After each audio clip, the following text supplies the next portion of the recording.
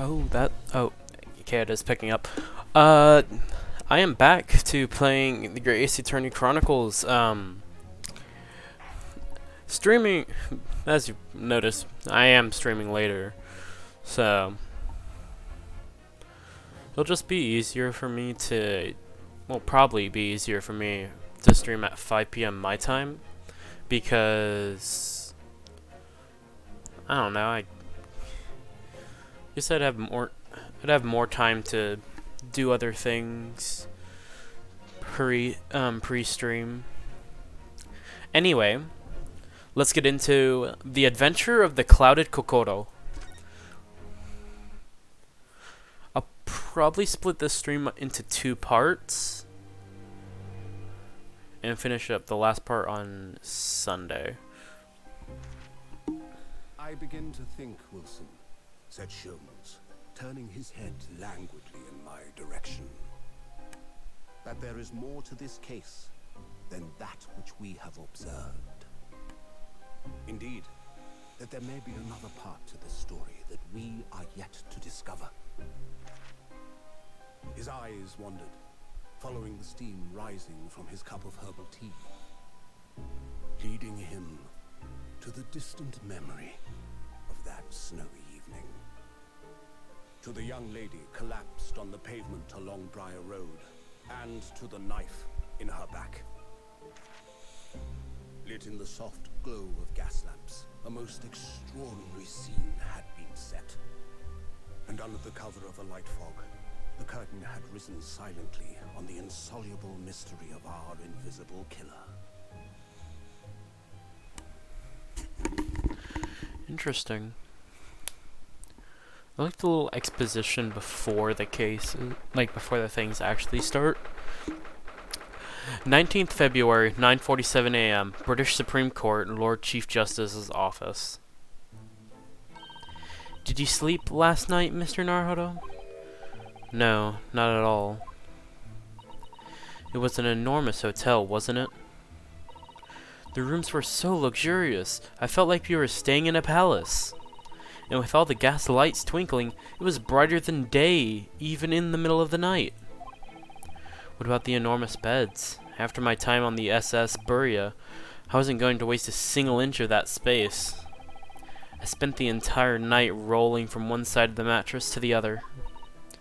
Oh yes, it really was the sort of night you can only dream of normally. Except, when I learned that we owed £3 for the rooms, that dream quickly turned into a nightmare. Oops, sorry about that. The building was so impressive and the entrance so inviting, I just wandered in without thinking. In a lodging house in Japan, the sum of money would put a roof over your head for a whole year. Dang. I did try, but I'm afraid I couldn't help my tears when we were presented with the bill. I really am sorry. Well, never mind. We must find some more affordable lodging straight away, though. If we are not careful, our entire stipend will be used up in 10 days or less. Ugh. London is a scary place. Ah, good morning to you at this early hour. God. He doesn't look like a person you should trust, I'm gonna be honest. He doesn't look very trustworthy. He looks so menacing in that and the like. Oh, yes, we are, well... Good morning to you, Lord Chief Justice. We have come to report on the outcome of the trial at the Old Bailey yesterday. Susato-san is amazing. She doesn't bat an eyelid, even in the presence of the imposing Lord Strongheart. Yes, I believe you had a very comprehensive initiation into British courtroom practices. Oh yes, it was very eye-opening. Thank you. And in accordance with your instructions, Lord Strongheart, Mr. Naruhodo performed his duty to the end. Yes, I've already been apprised of events. You conducted a remarkable defense. You may consider the test passed. Oh. No longer are you a student from the Empire of Japan. You may henceforth claim to be a fully fledged lawyer.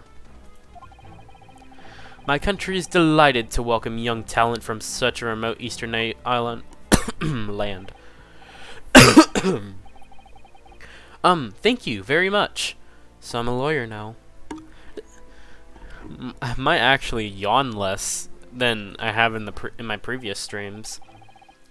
Now, in view of your new appointment, I have a fresh case in mind for you. I'd like you to take it on at once. I trust that won't be a problem. Another case? Already? Nothing trains a lawyer better than practical experience. I'm sure I don't sense dissatisfaction, do I? It's just that yesterday's trial ended unusually. I haven't quite come to terms with it. What is to come to terms with? The man was cleared. What more were you hoping for? We never found the truth, though. The culpability of the defendant has not at the present time been established by this court. Consequently, the jury will not be required to proffer judgment. Well, Lord Von Zeeks, it's been a pleasure, so it has. And as for you, my dear fella, I couldn't have asked for a better defense.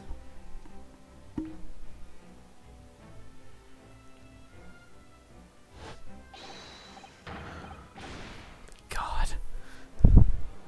He was absolutely guilty. No way was he innocent. I just can't help wondering if Mr. McGilded really was innocent. Mr. Naruhodo, it's just that I never managed to ascertain the truth, and then the trial ended. Well, you needn't let it trouble you for a second longer. Sorry? What do you mean, Lord Strongheart? Magnus McGilded passed away immediately following the trial. No! What? Mr. McGilded is dead?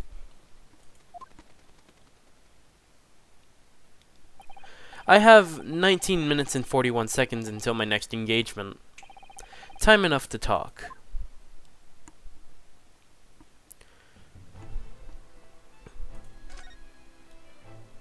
First, Gilda's death. I don't understand. What happened? How can he be dead?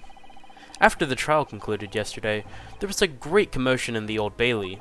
As you'll presumably recall, an omnibus had been wheeled into the courtroom. Yes, of course. That was the scene of the crime which Mr. McGilded had been accused of. Precisely. Well, while the bailiff's attention was diverted by some other matter, the omnibus went up in flames. No. How could such a thing have happened? That is being investigated as we speak, but already... The police have identified a corpse found inside the charred shell of the carriage as that of McGilded. That is awful! The man must have slipped inside whilst the bailiff's attention was elsewhere. That bailiff really needs to pay more attention. And how could that have happened? That is also being investigated as we speak.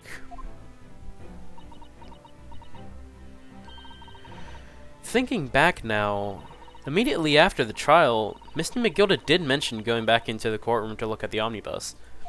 I'm actually, look at some sitting. Yeah, I'm gonna turn off capture cursor so y'all don't see my cursor on screen. Well, I must be making tracks now. 'Tis time for the inspection. Sorry? What inspection? They're going to examine the omnibus again, so I'm told. I asked if I could be present for it myself. An inspection of the omnibus? Not to my knowledge. I don't believe Scotland Yard had any intention of re-examining the carriage. But then, who was Mr. McGilded talking about? Never mind that now. The Yard is making a thorough investigation. This matter is no longer any concern of yours. Leave it to the police. Poor Mr. McGilded.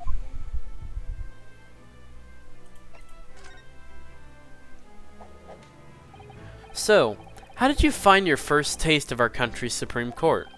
Oh, well, I don't know. I mean, it was wow. Mr. Naruhodo means that the whole experience was steeped in the solemnity of Great Britain's long history. It is really a world apart from our own judicial system in Japan, which is only a few short decades old. Wow, Susato-san has such a way with words. And I may have been able to cure yawning during a stream, but I didn't cure coughing. And you seem to have a way of failing to find the right ones. The judicial system here is the most advanced in the world. Learn all you can. The most advanced in the world, is it? It was fortunate that your very first trial was a simple affair. Simple? That was simple? As I believe I mentioned yesterday morning, it was a trial you couldn't lose. I don't mean to be contrary, Lord Strongheart, but the case was anything but simple. The circumstances of the case were so incriminating, I was stunned when I first heard them. In fact, I'm still finding it hard to believe that we managed to get a favorable verdict. Hehehe.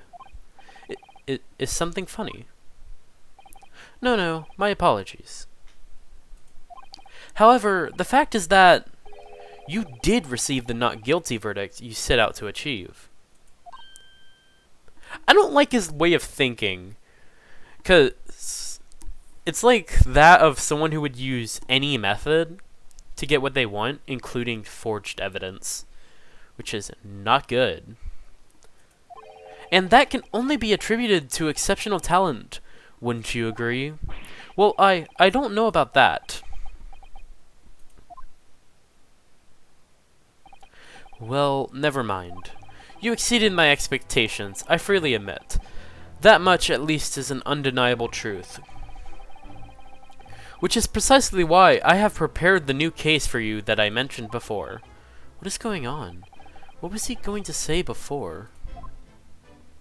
I wasn't paying attention. Or something.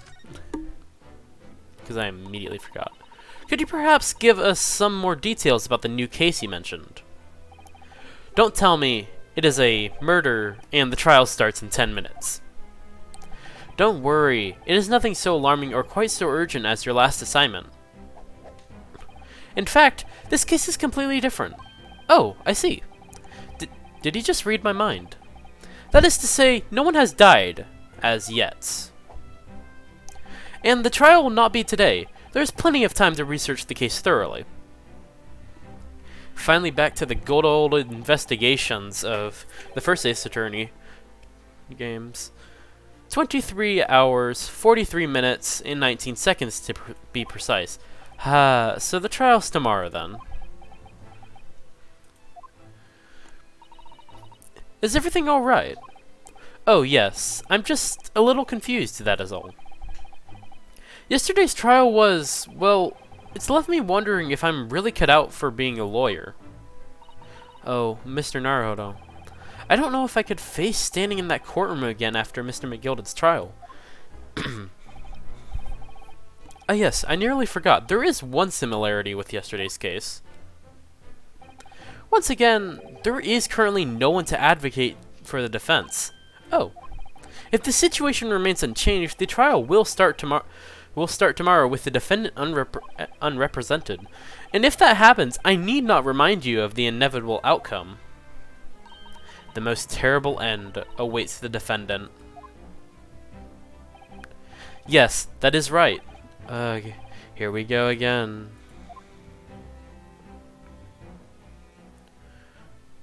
Probably due to that friggin' Reaper of the Bailey moniker. Your time is up. You'll have to excuse me. I would advise you to begin making preparations for tomorrow's trial. After all, the clock is ever ticking. There is now but 23 hours, 26 minutes, and 39 seconds until the court sits. Last time you mentioned the 23 hours, you said there was plenty of time. And one more thing, Mr. Naruhodo.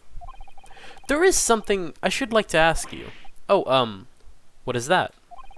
Yesterday, you remarked upon something. That you intend to see through the will of your late compatriot, Mr. Isogi.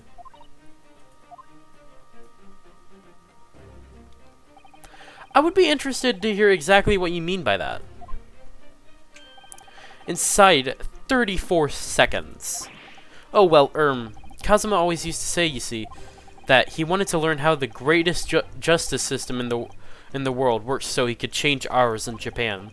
Now that he's gone, I'd like to work towards that myself. And there's another thing. Oh. Another thing? Continue. On the way here, on the steamship, he said something to me. There's something very important that I have to do. Something very important? And what exactly would that be? He never had a chance to tell me. I suppose he would have done if he'd ever made it. You're out of time. Well, thank you for an enlightening discussion. Mr. Naruhodo, what's all this about?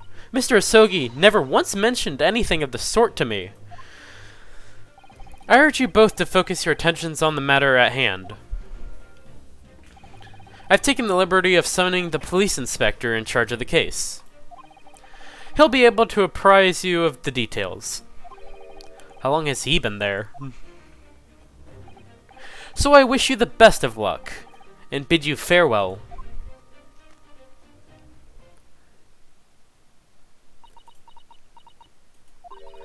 There is something very important that I have to do, Kazuma-sama. What do you mean? What did you mean? I wish I knew, but honestly, he never told me. Anyway, we had better talk to the detective, don't you think? Yes, you are right. I hope I'm just imagining it, but I wouldn't say he looks pleased to see us at all. What's that in his hand?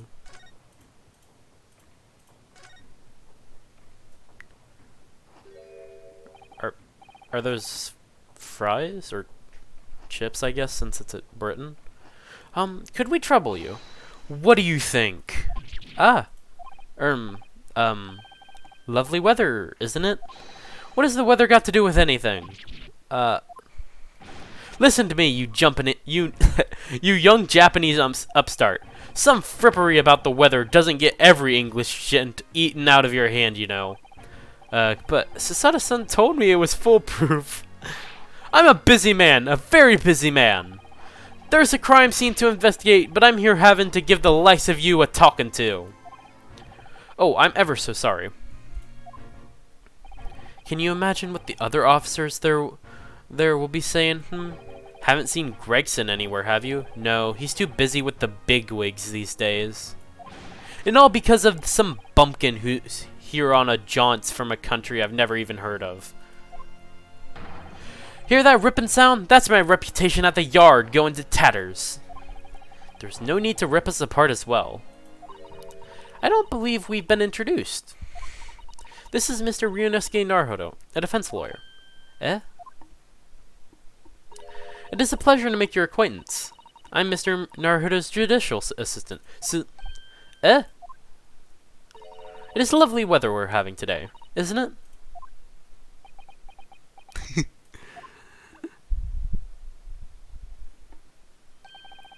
It is unreasonably fine, I grant you. London winters don't see a lot of sunshine. Unbelievable! How did she pull that off?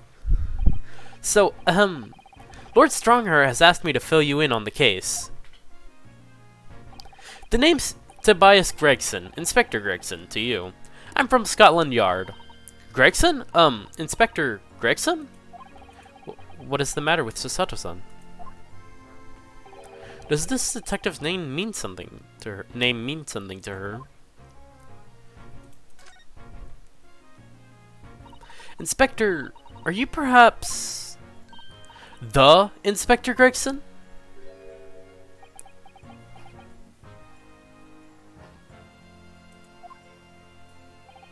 You are acting like you know this man, Mr. Sato, but he's a London detective. Oh, I do know him. Very well, in fact. Very well. Yes, he features prominently in the adventures of Sherlock Sholmes. Oh, in that publication. What's it called again? Rantst magazine? That's right! Inspector Gregson and Mr. Sholmes enjoy a wonderful friendly rivalry. Really? You rival the great Mr. Sholmes. That is incredible. Oh, well, I don't know about that.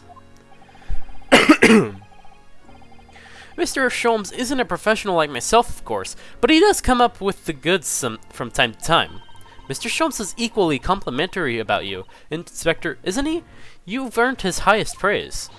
Gregson is the pick of a bad lot of all this good. Gregson is the pick of a bad lot of all the Scotland Yarders. Those were his own words. That is his highest praise? Well, Mr. Sholmes isn't particularly known for giving compliments, you see.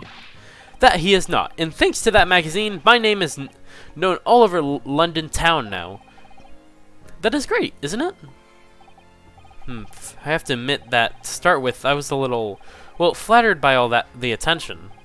Everyone wanted to shake my hand, and my reputation at the yard went through the roof. Well, that is wonderful. No, it is not. There's nothing more sinister than the man on the street. People are always looking at me now. They're whispering rumors about me under their breath, I'm sure. Rumors? Are you quite sure? He's changed since he started appearing in those stories. The fame's gone to his head. Stuff like that. Gosh, do you really think people are saying such mean-spirited things about you? Like I said, they whisper, so I can't catch exactly what they're saying, but I know what folk are like. I'm sure that is what they're saying, as sure as eggs is eggs. I get the feeling this detective could be very hard work. Oh dear, perhaps this sudden rise to fame does change people.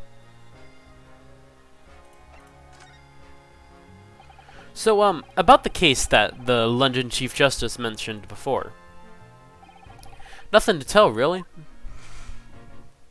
As far as we were concerned at the yard, it couldn't be simpler. Oh dear, that probably means that as far as we are concerned as lawyers, it couldn't be more complicated. I wish you were wrong about that, but I have a nasty feeling you are right. A young woman was walking along the pavement on Briar Road when she was stabbed from behind. Fortunately, it wasn't fatal, but she is still laid up in hospital unconscious. That is despicable! What sort of coward would attack the poor woman from behind?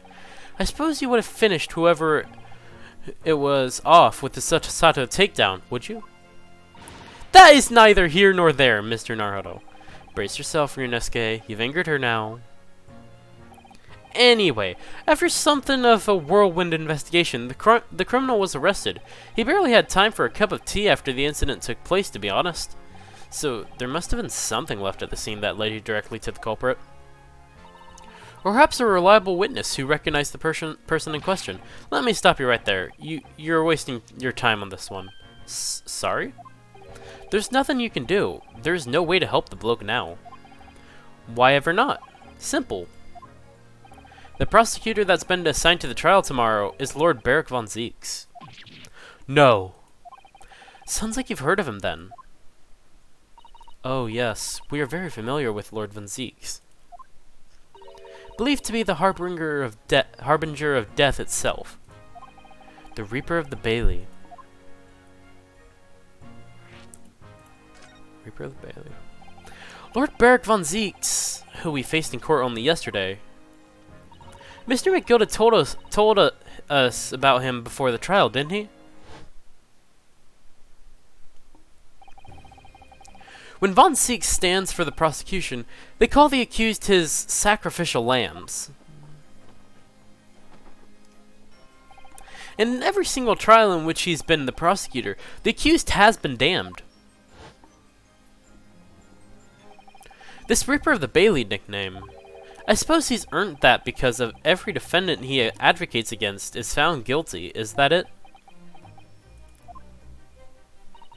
Well, if that's the case, we should inform you, Inspector, that in yesterday's trial against Lord von Zieks, Mr. Naruto secured a verdict of not guilty. And what of it? Oh, well, I think that means that even against the Reaper of the Bailey, it's not impossible to save the defendant. No, you really don't have a clue, do you? What do you mean? What happened to that bloke in the end? He's dead. Ah. Magnus McGilda came a cropper in that omnibus when it went up in flames. So, you can't rightly say you saved the defendant, can you? What are you saying? Look, If Von Seeks could get the dirt to stick on everyone, he'd be a miracle worker. But that's not how it goes. He doesn't work miracles, he works magic. Black magic. I'd have a good long think about that if I were you. Are we really supposed to believe that?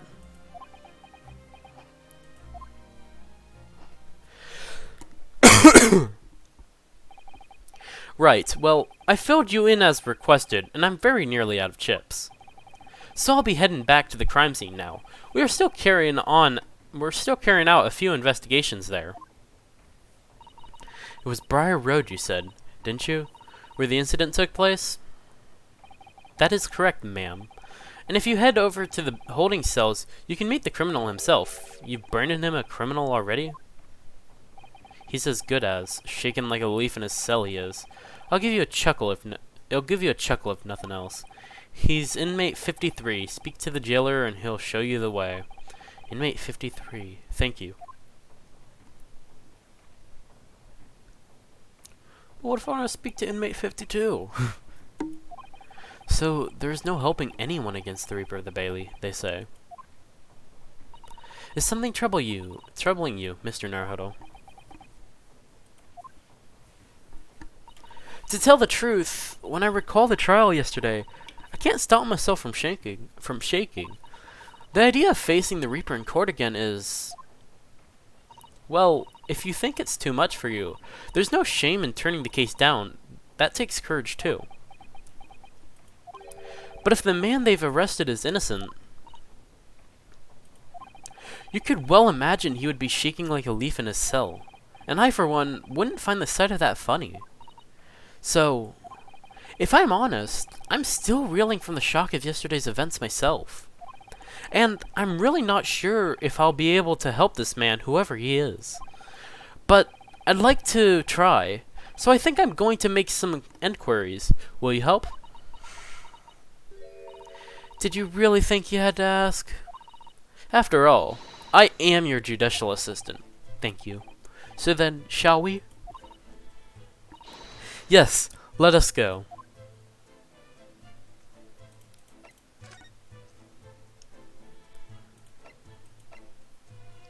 Let's go to Briar Road first. 19th February, Briar Road. What's the crime scene? So this is where it happened. Briar Road. Ah! Look! Mr. Naruhodo! Look at that regulation metal helmet. It is unmistakable. The men of Scotland Yard are here. They are investigating as we speak. That is their job, you know. But Mr. Naruhodo, to see one with my own eyes. They're often depicted in the adventures of Herlock Sholmes, but I never dreamt I'd ever come this close. To a real Bobby's helmet. What? The helmet? Hee, of course. I have to try one on one day. Well, I hope your Hattie dream comes true. I don't see Inspector Gregson anywhere. Shall we see if we can sneak past and investigate the scene of the stabbing? Why should we sneak? I don't want to upset one of those bobbies and be butted on the head by one of those metal helmets. My skull would crack in two, I'm sure. Oh no, an English bobby would never do such a thing. This is a land of gentlemen, you know. I'm pretty sure gentlemen don't stab each other.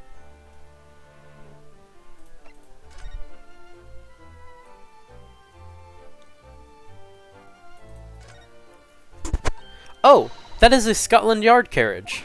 They use vehicles like that to rush to crime scenes and cart away criminals. You're very well informed, aren't you?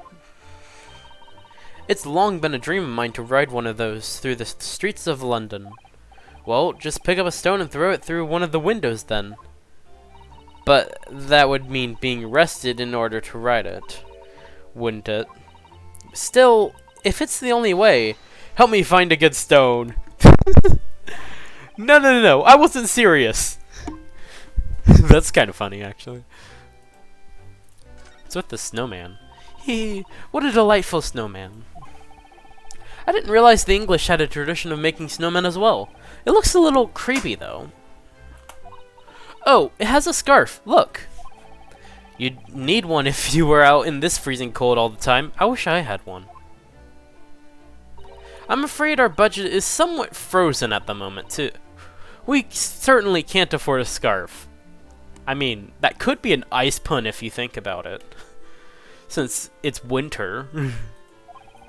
Surely, the snowman here wouldn't miss his. But the person who made the snowman certainly would. Yes, I know, you're right. Anyway, even if I borrowed it, it wouldn't do much to warm my neck, would it? It's covered in snow.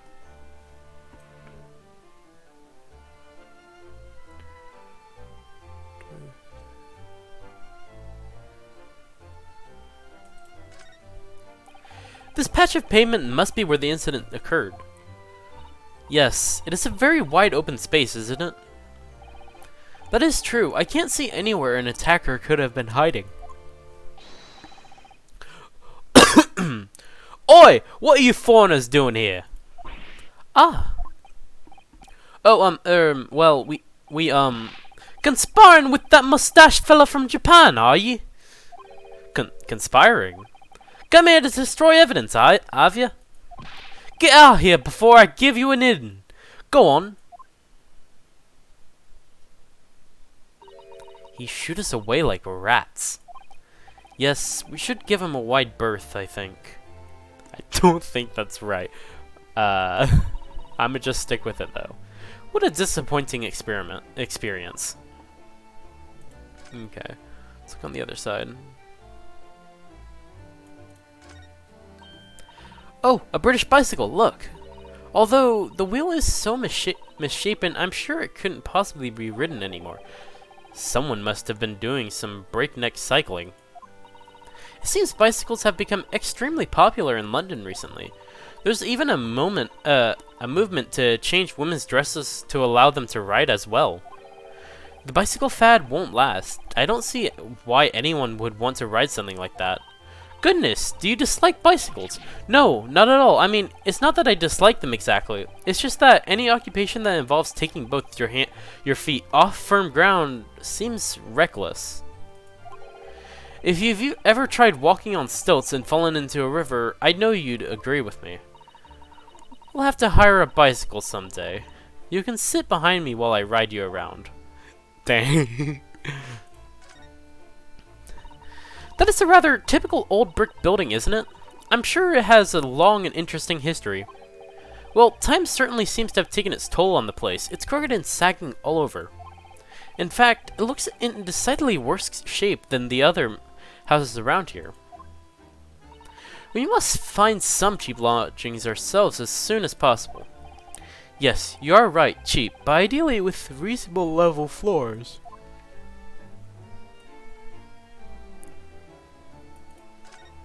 There's no windows. Oh, look at the windows of the building there. Are you sure they are windows? Yes, but they're all filled in with bricks.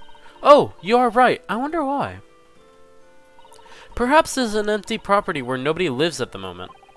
There is smoke coming from the chimneys, though. Oh dear. Everything still feels foreign. There's so much we have to learn about this place.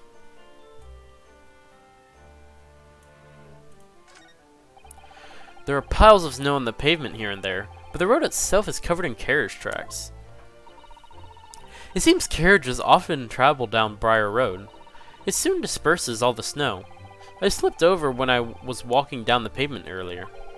It seems like it would be far safer to walk on the road instead. Oh, but you're rather small, Mr. Naruto, and dressed all in black. I worry a coachman might not see you, and you could be flattened by horses. Well, thank you for the rather small concern. Ah, short joke. Insert short joke. Anything else? The sky, which you can't see, you can barely see. The clouds look so big and heavy in the sky, don't they? And with the dense fog as well, everything looks hazy. Well, it is known as Foggy London Town. I can just make out some sort of spire through the fog. It looks like it's still being built, though. Aha! Yes, that must be the Crystal Tower, being built for the great exhibition that is to open in 6 months' time. Apparently, it's going to be very striking, glazed on all sides in the symbolic centerpiece of the exhibition. It is to be the largest exposition in history, is it? I can't even begin to imagine it. Okay. That's about all, I believe, here. And all on this side, too. Well, I can talk straight to this guy, I guess. That is one of the officers from Scotland Yard. The police are making sure the crime scene is undisturbed.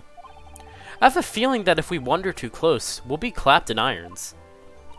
I think perhaps you are being a little overcautious. We've done nothing wrong, so we have no cause for concern.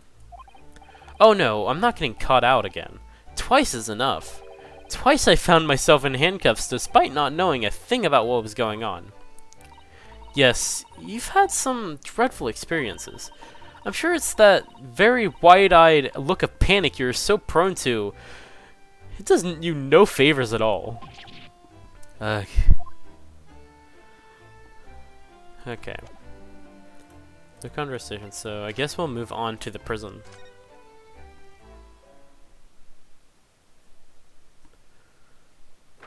"19th February, local prison, cell 9. So these are British prison cells. Oh, they are ghastly. It feels just like looking at a dungeon. Yes, and having experienced it in Japan myself, I can assure you that our wooden cells feel a lot cozier than these cold stone walls. Oh, don't, Mr. Naruhodo. You're making it seem worse. Apparently, our client is in this cell here. But it's so dark at the back there, I can't make him out. I wonder what he's like. Inmate 53, your legal representative is here to see you. Stop hiding at the back of the cell and show your face at once. Am I a cat, as yet with no name? Calling me by a number. It is utterly unbelievable, unjustly unreasonable. I refuse to answer.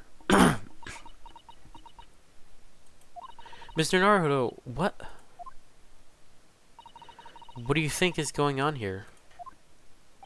I have no idea, but I wasn't just hearing things, was I? That tirade of complaints was in Japanese.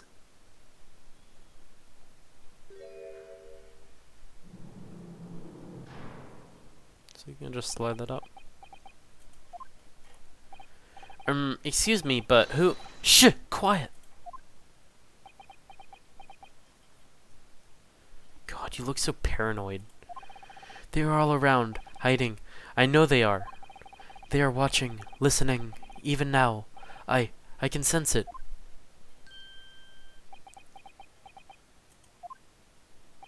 Right. So, could I ask you, who exactly— There you are! You've come to curse me, haven't you? Don't try to hide it. You are a ghost. A ghost?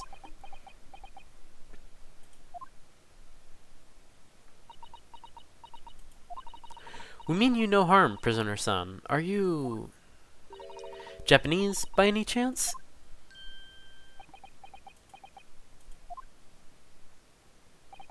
This is beyond my wildest dreams!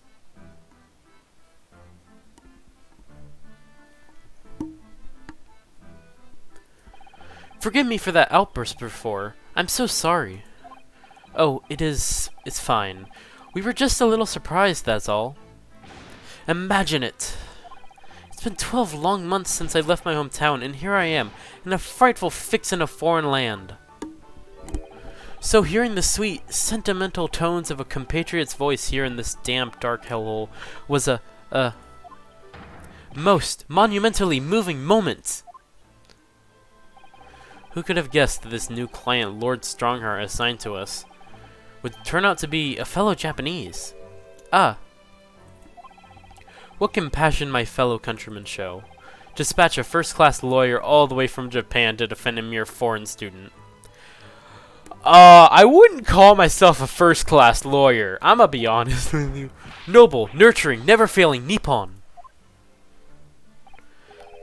A first-class lawyer? Oh dear. I think there's been something of a misunderstanding here. I wonder, would you be so kind as to tell us what has happened? Why you've been detained as a suspect, for example. Yes, I can. I will. Shan't say, sullen and silent. I'm not quite sure I understand what he means, but he seems happy. Yes, he does. I just hope he actually has a good reason to be. Dang, I'm still yawning during my streams. Thank you for the cooperation. I'm a lawyer, as he said. My name is Ryunosuke Naruhodo. And I'm Naruhodo-san's judicial assistant, Sato Mikotoba. I am a visiting student, sent here by our government. Notably, notoriously named Natsumi Saseki Natsume.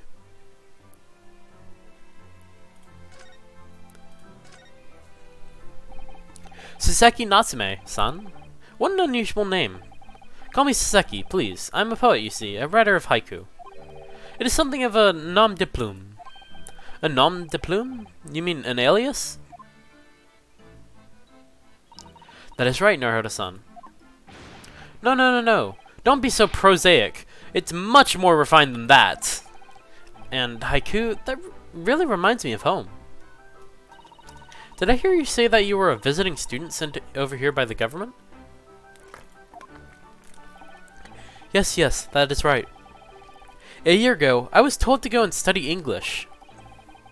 First, I had to suffer that misery, and now this! It is beyond the pale. Suffer that misery? Did you not want to study here? No, I mean, I've had an interest in Great Britain for some years, of course. Oh. But just because the government tells you to do something doesn't mean you can do it, no? What do you mean? If they told me to study English literature, that I could have understood. That is my field. But no, they told me to study the English language. Utterly, unbelievably, unjustly unreasonable. I see. Only the other day, I was told to send a report about my first year here. I tendered a blank piece of paper. Wise words on whitewashi. You must be a man of great standing. Oh yes, so I'm often told. And often like to be told, it seems. The accusation against you.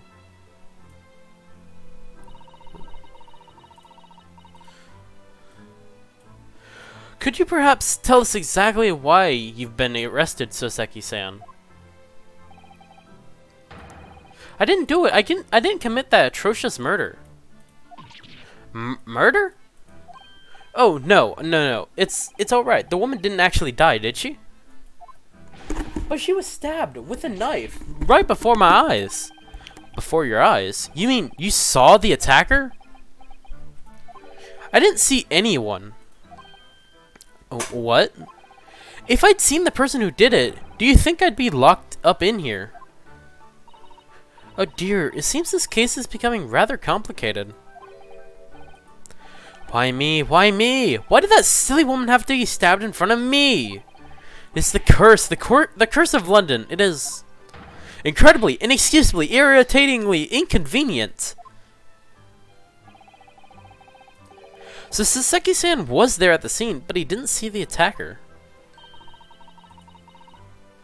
It is vital that we find out more about the case.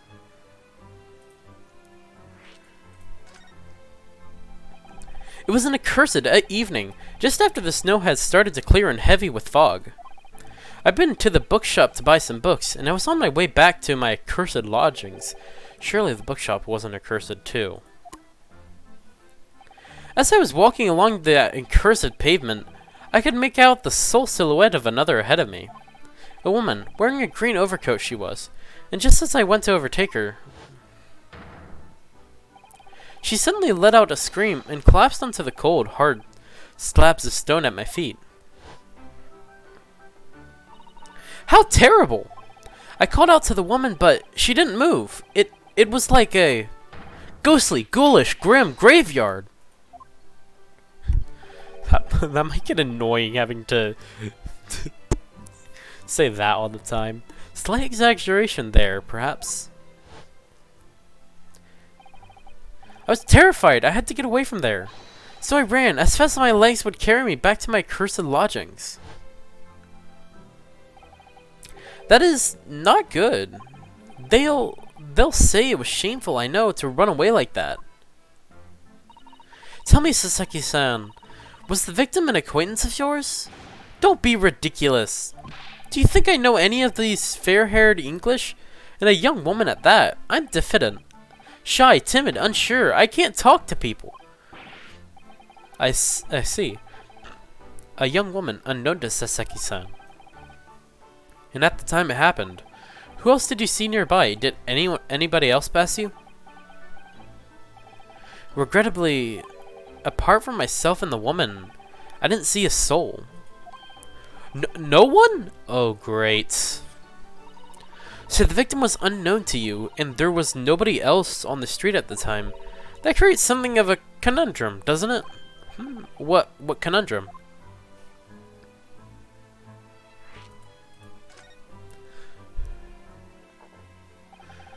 What do you mean, Susato-san? What is the conundrum? Well, if what Sasaki-san has told us is true, there's something I can't explain. He says that he didn't know the victim and that there was no one else at the scene. Then he apparently fled without having been seen. I did. But if that is the case, surely this man has to be the culprit. Arg, you... What did you just say? Nothing. I didn't say anything. Oops, perhaps I thought a little too loudly. Or perhaps everyone can read your face or something. Actually, that is not what was troubling me. What I was thinking was, how did Sasaki-san actually come to be arrested? Sorry? He didn't touch the victim and there was nobody else at the scene to see him. So how did the police ever discover that he was there in the first place? Oh yes, she is right. It was him. That accursed great detective. He led the police to me. Of all the bad luck, accursed great detective, could it be? I shall never forget that man's name as long as I live, with his haughty laugh and his self-proclaimed greatness. Brash, big-headed, busybody, be gone! May you be accursed until the end of your days, Herlock Sholmes. I knew it. Mr. Sholmes. Herlock Sholmes. Well, I didn't expect to hear that name from this man's lips, that is for sure. It was the morning after that nightmare had unfolded on the pavement before me. I was gnawing on a sliver of hard cheese when some men suddenly burst in through the door. They started shouting at me, "This is the police! Put the weapon down!" Yes, it was a thin sliver, and yes, it was hard, but I wasn't eating a weapon! Disgusting, dietary discrimination, devils! You clearly had a trying morning yesterday. And there he was, in the middle of all the policemen, grinning like a Cheshire cat. That! Herlock Sholmes! It is actually just Herlock Sholmes. He's English. I've since found out that he's a famous name in detection here in London. Yes, the great detective is really very well known. And his overly sharp mind managed to deduce my whereabouts apparently. He thinks I'm the knife-wielding madman. Me? This weak, stooped kitten of a man? I wonder what great deduction process led him to the conclusion this time. Do you mean to say that Mr. Sholmes' deduction was the only reason the police arrested you? That would be really most unreasonable. Oh, don't you freaking say that to me. That's why you arrested me in the second case. Well, the thing is, I was thrown into a panic when they barged into their way in. Of course you were. That is only natural. I was terrified and trembling, and they kept throwing question after question at me in impossible English. Fiendish, foreign, flammery. Well, we are in England. You can't really blame them for questioning you in English. Good point, but my mind went blank. I knew I had to answer, but I didn't know what to say. So I just kept repeating things like, yes, I do, and I'm fine. The next thing I knew, I was in manacles, and before I knew it, I was thrown in here. Oh dear, I'm afraid. That is hardly surprising. I'm fine. He is not fine now. Mr. Naruhodo Esquire. Oh, you can just call me Naruhodo. And when we are speaking English, a simple Mr. is more than enough. Oh yes, alright, yes. They've really got they've really got to me. This country is poisoning my mind. But please, I beg you to defend me in court tomorrow. You can tell them what really happened. You'll do it, won't you? Well, why? Why is it so hard to say yes to me? Well, the thing is, I'm just a student like yourself on a study tour. A student? I have defended a case in the Old Bailey, only the one though. But at this moment in time, I really don't know what I'm supposed to believe in. I'm confused about what justice in this country even means. Oh, Naruhodo-san. I'm not even the foreign student who was supposed to be here. I'm a sort of locum lawyer, I suppose. But that armband, that's the mark of a defense lawyer from our great empire. It is a keepsake from the man who should have been here. He was my best friend. A keepsake?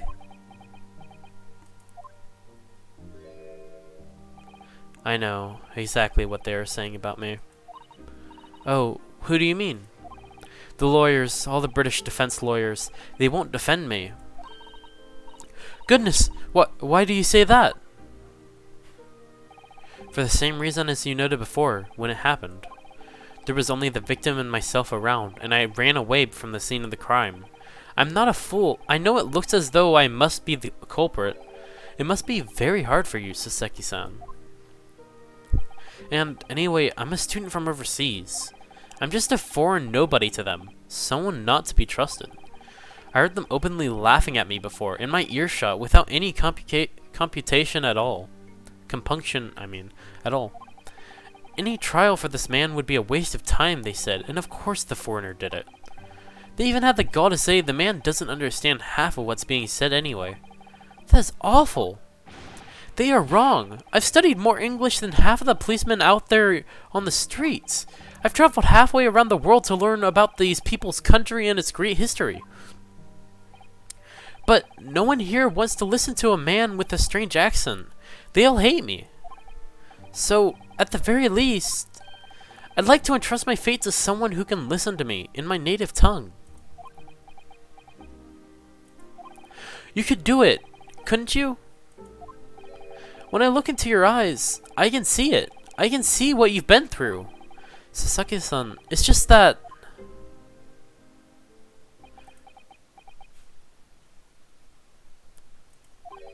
Give me a little time, please.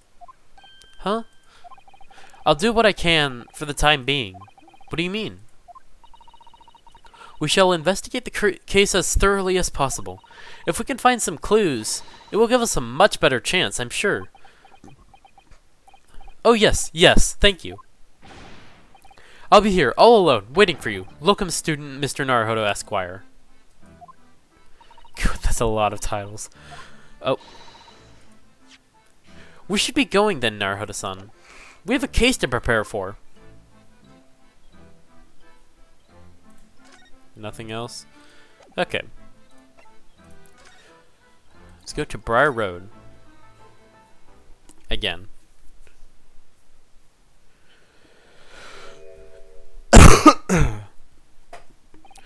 What is the Japanese delegation doing here?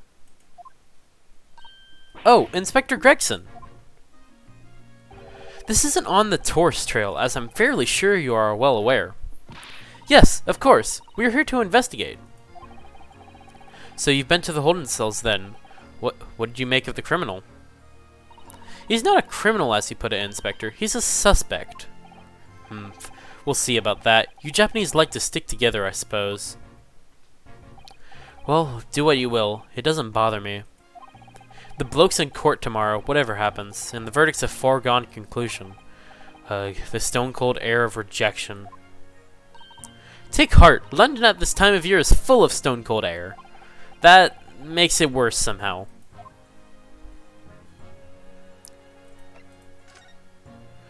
Scotland Yard. Tell me about Scotland Yard, Inspector. Ever since I read about it in the Adventures of Sherlock Holmes, I've been fascinated by the place. The Yard is the most sophisticated policing organization you'll find anywhere in the world, ma'am. Oh, and you know, I've always dreamt of wearing a real Bobby's helmet. It does make them look the part, seeing that policeman there with his helmet on. You certainly get the sense that this is a man who will take no nonsense in his duty of protecting the city. Oh yes, doesn't he look wonderful? Being a London Bobby is hard going, I can tell you. Oh, really? First thing in the morning, you know what he does? Goes round and rouses all the laborers on his beat so they can get off to work. What? He wakes people up? Yep. Raps on their windows with a long pole. Did it myself, going back a bit. I had no idea. The Bobby works for the people of the town. It's just another one of his duties. After that, he starts tirelessly patrolling the streets all day long. He has to cover 20 miles a day. That's the regulation distance. I can't really imagine how far that is, but it sounds like a long way. Wait, why are they using miles in Britain? Shouldn't they be using kilometers, I mean? Let me see. 20 miles, that's approximately the distance from Tokyo to Yokohama. On foot? That is definitely taking things a step too far. And when it gets dark, of course, he has the important job of lighting all the gas street lamps. Oh my. And I suppose in between all those duties, Bobbies are expected to investigate cases as well. And chase after criminals trying to evade the law. I'm not sure you could call it in between exactly. More alongside, but yes. They're expected to handle those jobs as well. We do have men keeling over from time to time, I admit. I'd always dreamt of wearing one of those helmets, as I said. But it's with a heavy heart that I shall have to relinquish that dream to you, Mr. Naruto. Your heavy heart will be my heavy head if you do.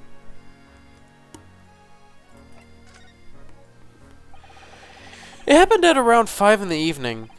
2 days ago, just there, on that open bit of pavement. The victim, a young woman, was stabbed with a blade from behind. Is it right that the lady is still unconscious now? You mentioned that she's being treated in hospital. I never said she was a lady. Truth is, unless she comes round pretty smartish, we won't be able to find out much about her at all. I suppose that means they haven't been able to take a statement from her, of course. Here's a map of the local area I happen to have on me. You can take it if you want. Really? Are you sure? It is yard policy to give lawyers, defendants, suspects the odd bit of information to go on. I haven't actually accepted the job yet, but still. Thank you, Inspector. We gratefully accept. Local map. Anyway, as far as we know, there was no one else at the scene other than the victim and your fellow countrymen. So who did it, do you think? Not much of a head scratcher, is it? Well, I know Mr. Natsumi is also claiming not to have seen anyone else around, but just because he didn't see anyone, it doesn't mean we can be sure that nobody else was present. I'm sorry to have to tell you, but we most certainly can be sure. How? Because, ma'am, the precise moment of the stabbing didn't go unnoticed. What? We have 2 very reliable witnesses, no less. Ah! It was a typical foggy London day, and your client obviously didn't see them. There were witnesses now?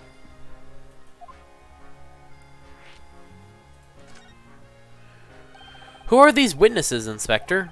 A fellow and his wife, and the man's one of the most reliable and respected citizens in all of London.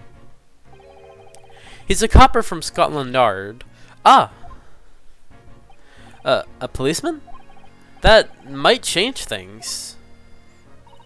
And this policeman just happened to be there at the exact moment the woman was attacked? Nothing peculiar about that, ma'am. Part and parcel of being a bobby. Catching them banging the act and all that. You think it might be possible for us to ask that policeman a few questions? Be my guest. You can ask him what you like. In court tomorrow. Oh. I've no doubt he'll be summoned as a witness.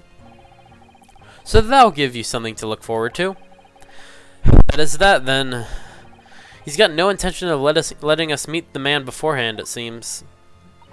A policeman witnessed the incident. As your judicial assistant, I must warn you that this could make our job very difficult indeed. Yes, as a non-judicial assistant, I could have warned me of that too. Oh yes, one more thing, Inspector. What? The person who led you to the suspect, I heard that was Mr. Sherlock Sholmes. What are you bringing him up for? Was it something I said? The color has drained from his cheeks.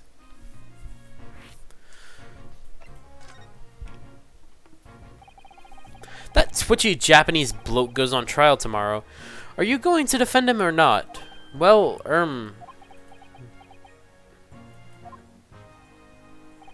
makes no difference to me, but I will just say this. No London lawyer worth his salt would touch that case with a barge pole.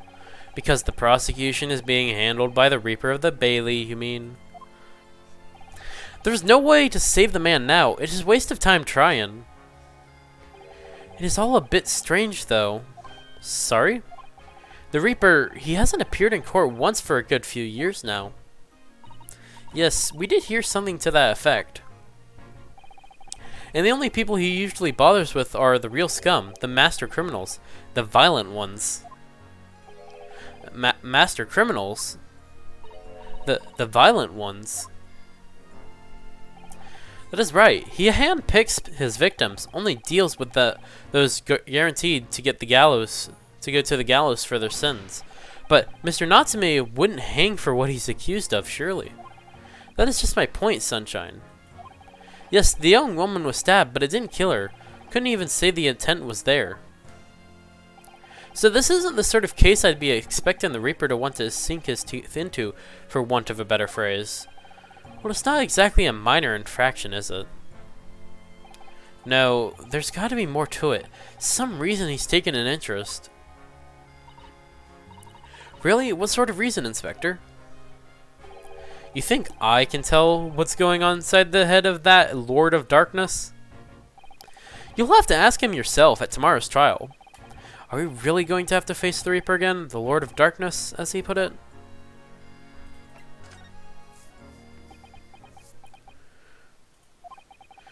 Who did you hear that name from?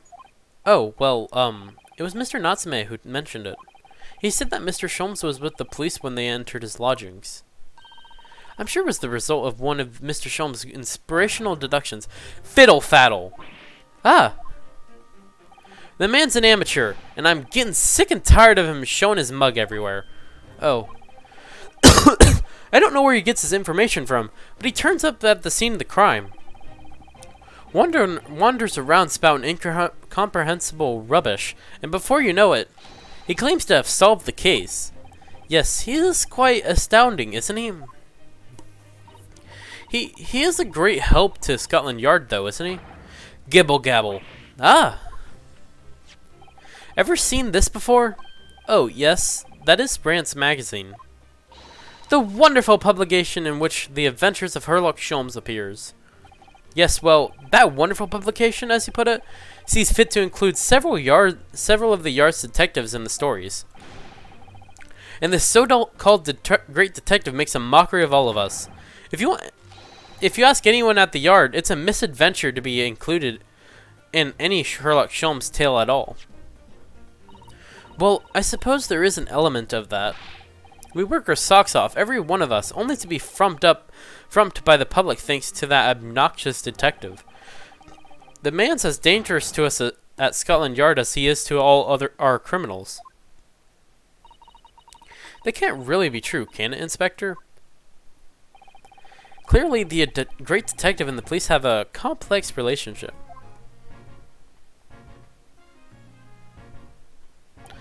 Well, I don't think we're going to get any more useful information out of the detective. Mr. Naruto, can I make a suggestion? Oh yes, what is it? Well, it seems to me that we must speak with him about this. By him, do you mean Mr. Sholmes? Yes, Mr. Herlock Sholmes, exactly. Look at those shining eyes. You can't wait, can you? Well, Mr. Natsume did blame Mr. Sholmes for all this, didn't he? Yes, he did. He really did. Which makes him an involved party in the case. Are you going to ignore that? I hope not. I assure you, it is not simply my selfish desire to meet with Mr. Sholmes again. The trouble is, we have no idea of the man's address even, so it is Baker Street. How do you know that? It's in the stories, of course. 221B Baker Street, the most famous address in the world. Oh, I see. Well, there's nothing to stop us from going, I suppose. We better try to find our way there before Mr. Susato-san gets any more excited and unpredictable. Hurrah! I'll summon a carriage. So we're having a reunion already with the great detective, Mr. Herlock Sholmes.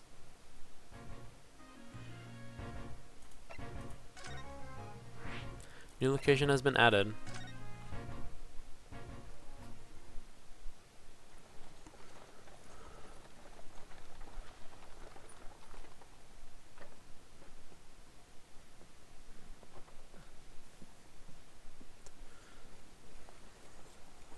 Thank you very much. It's just up there overlooking the street. Good day. Good day.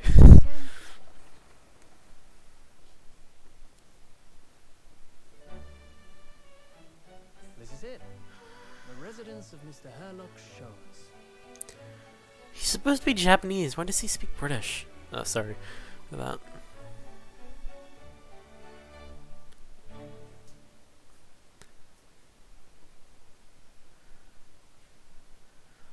So like I was saying, why does he speak in a British accent when he's supposed to be Japanese? 19th February, 12:53 p.m. Sholmes Suite. So this is where the great detective makes his living.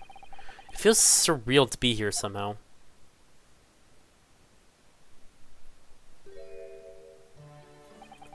It is as described in the stories, Miss Sasato.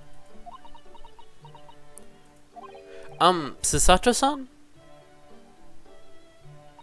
Many famous cases have been solved here in this very room. Oh, I suppose they must have been, yes. I've never read the stories, so it is hard to get quite as excited about it as she seems to be. The detective chases the villain relentlessly as he disappears into the fog down an unlit London street.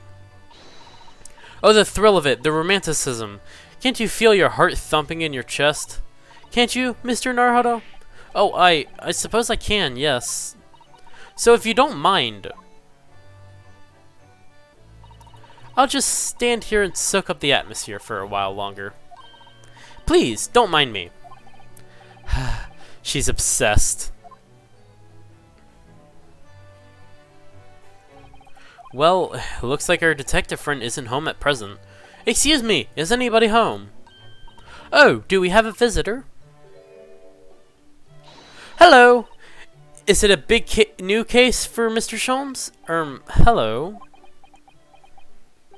Wait. Aren't you... Oh, how rude of me. I'll go and make some tea at once. I'm sure it's the same girl before. Mrs. Sato! Did you see the girl who was just here?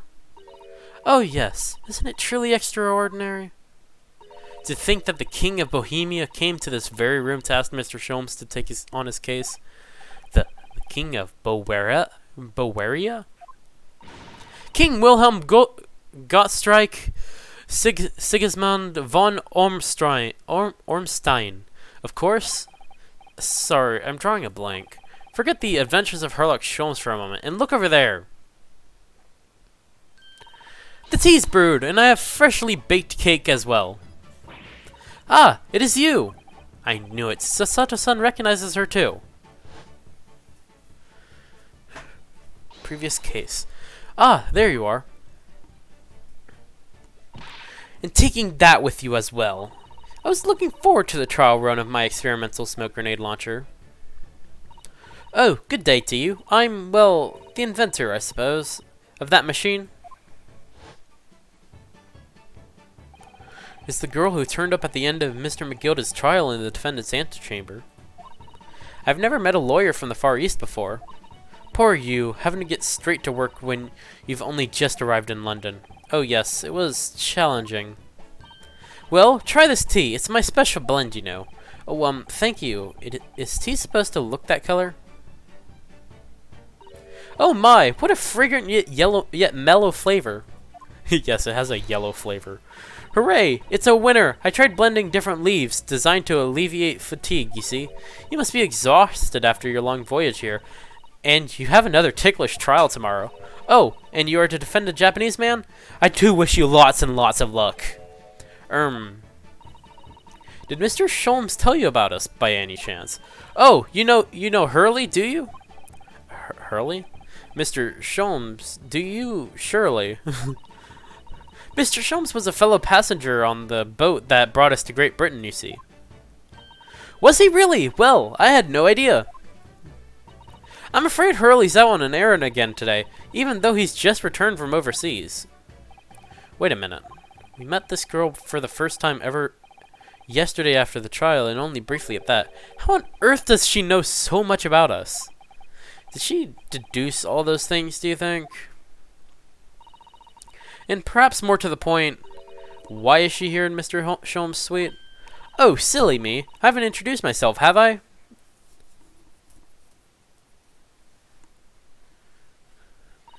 It's a great pleasure to meet you both. My name is Iris Wilson. I live here together with Hurley. Ah, Iris, is it? What a lovely name. What? What is the matter? No, wait. This can't be. Did you say that your name is Wilson? What's the matter with Sasato-san? Why is she so flustered all of a sudden? Yes, that is right. And what are your names? Oh, I'm Ryunosuke Naruhodo, a lawyer from Japan. Oh, sorry.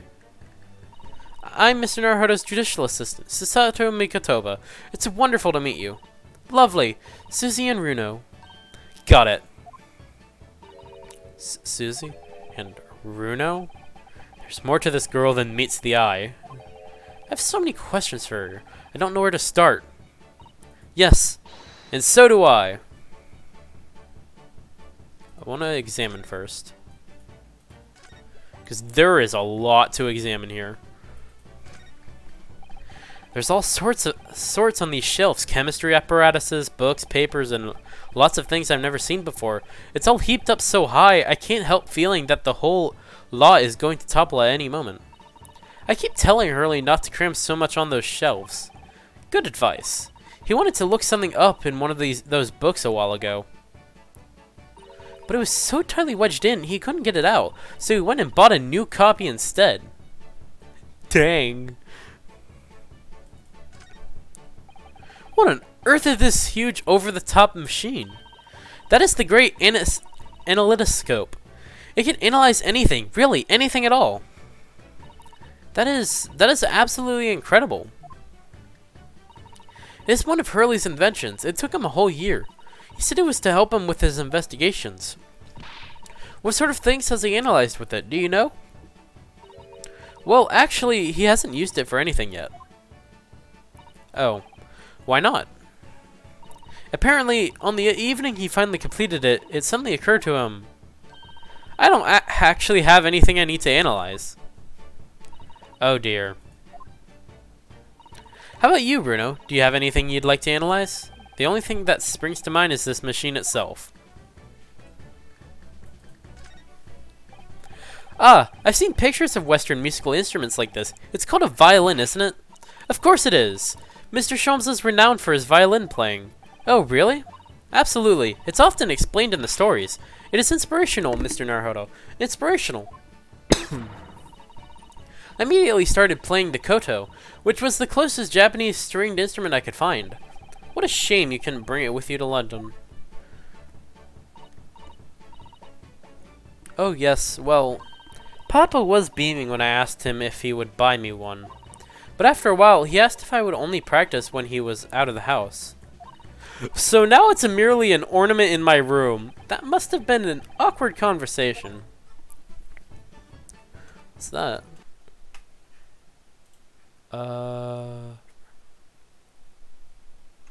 cool. Got an achievement for having examined the violin before talking with Iris about the Wilson topic.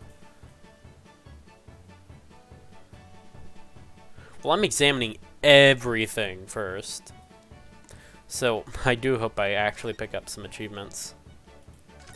Let's hit the right side now. My, that's a lot of stuff. What on earth is that big black lump over there? I believe that's a typewriter. Ah, that fascinating thing is called a typewriter. It is a machine that allows you to write on paper without needing a pen. And wizardly quickly, too. Oh, that sounds like it could be very useful for someone like me with terrible handwriting. And like me, who also has terrible handwriting. Unfortunately.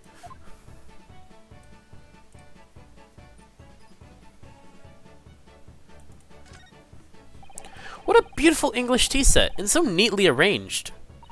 It is a favorite pastime of mine. A cup of herbal tea in the afternoon. Tea made of herbs? That is right. I grow all sorts of herbs in the garden, so I can experiment with different blends. One moment, don't go away. I'll brew a pot of the special blend I came up with earlier today. She looks delighted. I only hope it's safe to drink.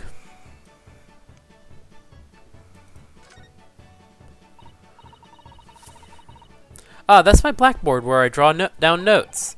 Oh, interesting. Let's see. Black Peter? What does that mean? Is that gunpowder? Or something? Don't you want to hear what Iris has to say, Mr. Naruhodo? I'll come back to that blackboard later. I can't hear it now? That is a charming little white shelf, and full of charming little bottles, too. Oh, yes, but don't touch any of those. They might explode. Explode? Are they exotic chemicals? Do you use them for exciting experiments? Yes, indeed. And as Hurley always says, chemistry is an explosive science. Sorry? I agree. A single discovery can trigger an explosion of innovation all around the world. Or perhaps he just meant it literally. Either way, mental note, do not touch any bottle that belongs to Iris.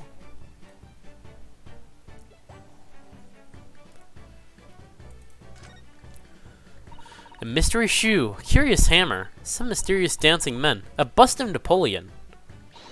Ah, what an entrancing collection.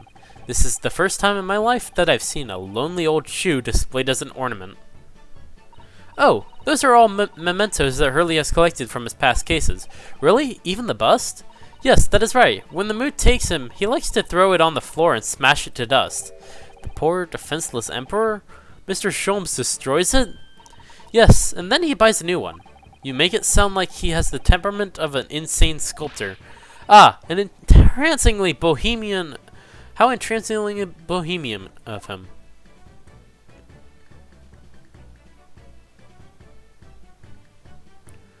Okay, let's go examine this area now.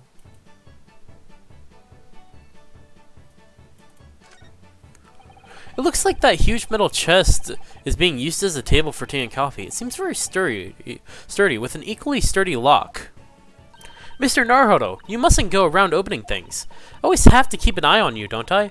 You're very mischievous. How did you come to that conclusion? Oh, that chest. Contains some of my most valuable things, and the smile tells me you're not going to give us any clue about what they are. I do like this fireplace. It's one of the best things I've seen since we arrived in the country, in fact. Lingering beside the fire and watching the flames flicker and dance in the grate, it's so relaxing. We can't relax, not when there are so many interesting things on the mantelpiece. Oh, it's just as it was described in the stories. It is? Yes, exactly.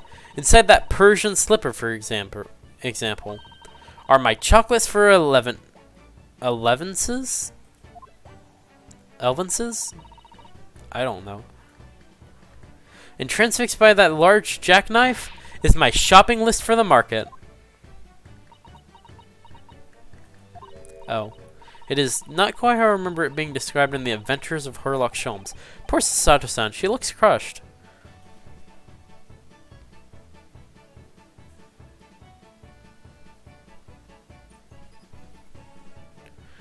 Looks like there's nothing else. Finally talk with Iris. Iris. Okay. It was you that we ran into yesterday, wasn't it? At the Old Bailey. Yes, that is right. You were ever so helpful. Thank you so much. Oh no, not at all. I'm so sorry we couldn't have been more welcoming. Though at the time, we did have a rather large gun pointed at us. Like this? Gulp. Thinking back now, you left with Miss Lestrade in tow, didn't you? Oh yes, that awkward witness, Gina Lestrade. Oh, Ginny? Yes, she's a professional pickpocket, so we found out. It was very naughty of her to pinch my invention like that. Are you referring to that trial-disrupting gun-like contraption? Exactly, so I followed her here, you see, to get it back. Perhaps I should think about fitting a self-destruct mechanism in my inventions. This girl is dangerous. Anyway, I brought Ginny back here after that, so she could apologize to my trusty technician. Sorry, your technician? Hurley, of course, silly. Hurley? Yes, Sherlock Sholmes. We live here together. I had no idea the great detective had such an interesting young daughter. Daughter? Not likely. What? I wouldn't call him Hurley if he was my father, would I? Well, then, what is your relationship with Mr. Sholmes? Well, I expect you found out that lodgings of any kind in London are very expensive. So the solution is to share the cost with a partner, a roommate. You are roommates? I hope you don't mind me asking, Iris, but how old are you? 10, at last this year. Well, what of your mother and father? Oh no, they are not around. Oh, I see. I wonder what the story is there. I feel like I know why her father isn't around.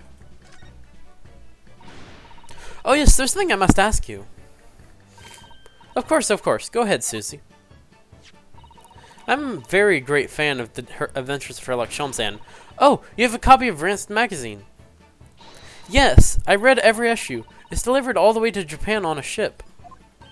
Oh, this is so exciting. My stories are being read on the other side of the world. My stories? That is right. Hurley is always solving such amazing cases, you see, and it tells me all about them. They really are quite fascinating. It'd be such a shame if I was the only one who ever heard them, do you think? Goodness! Last night, he was telling me all about a new case he just solved on a steamship traveling from a faraway land. So I was just in the middle of typing up the manuscript for the next issue before you came. So you are the author? Yes. I'll let you in on a secret if you like. I'm going to call this latest adventure The Speckled Band. The Speckled Band? That is certainly very familiar.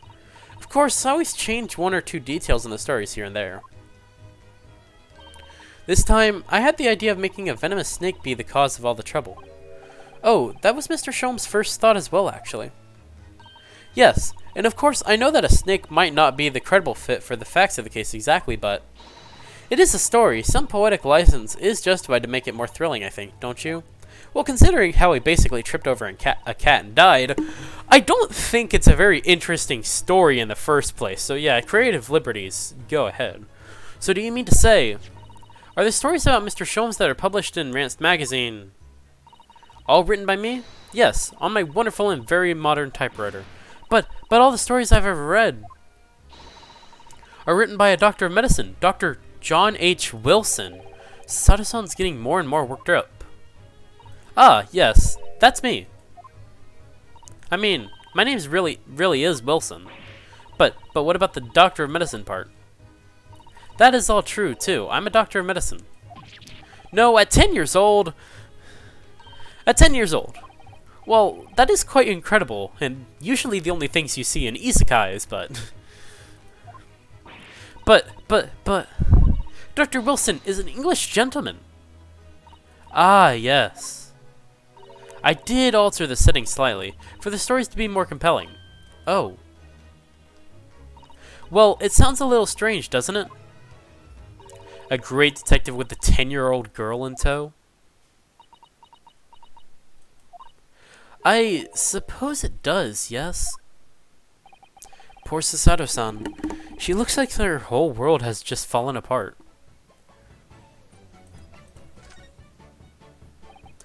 About before... Yes? What's on your mind, Runo? Tell me. How did you know that I was a lawyer and we just arrived in London, I mean? Yes. Oh, and that we have a difficult trial tomorrow. How did you know all of that? Oh, that is what you mean. Please, tell us how you did it. Explain every detail. Of course, I'd be delighted, although there's really no mystery. Now, let us begin. She looks stupid with those goggles on. Iris Wilson is proud to present her logic and reasoning spectacular. We're back to this? First of all, I knew already that you were a lawyer, Runo.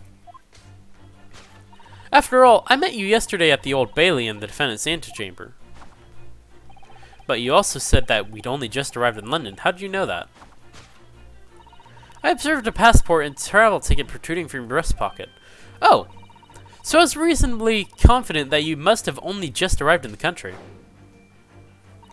And on top of that, you accepted a case against that particular prosecutor, telling me you were unaware of London's court affairs. The Reaper of the Bailey? I walked right into that one, didn't I? Then I noticed a red ink stamp on the back of Susie's hand. You were given that when you visited the local prison to meet with the suspect, weren't you? Earlier today. Ah. They used those stamps to keep a close eye on comings and goings, you see. I didn't realize it. And a red stamp is only used for people visiting foreign inmates. So that told me that even though you had only yesterday concluded that the trial of Magnus McGilded, the two of you had already had cause to visit a foreign inmate at a local prison.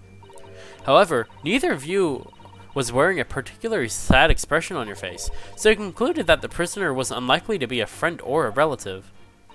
That led me to believe that you must have accepted a new case. I see. But how could you have known that the trial is tomorrow? Well, having barely been home a few hours yesterday, Hurley solved yet another case. It obviously amused him. He told me that he'd caught a Japanese man who was bawling and trembling. A Japanese man? Well, clearly that must have been Mr. Natsume. Now, Runo has that fancy Japanese sword. And I think that your outfit is called a kimono, isn't it, Susie? Well, anyway, it was clear to me that you both come from Japan yourselves, so I put two and two together and decided you must be defending the Japanese man Hurley caught. And there was only one conclusion those facts could lead me to. You both came here to ask Hurley about the case. There's a note on the mantelpiece that says the man's trial will be tomorrow. Hurley is always stabbing his notes with a knife. You know, he is silly. And that's all there was to it, really. Thank you for listening. I'm Iris Wilson, and that was one of my great deductions. Actually, no inconsistencies there, unlike Mr. Sholmes. Well, was it a winner? Were my deductions correct? They were spot on. That was amazing, Iris. Truly a great deduction. You even managed to discern something of Mr. Sholmes' delivery. Oh, well, I was just copying Hurley's style for that. This is really very good news. You could tell us all about the case involving the Japanese man. You will, won't you, Iris, please?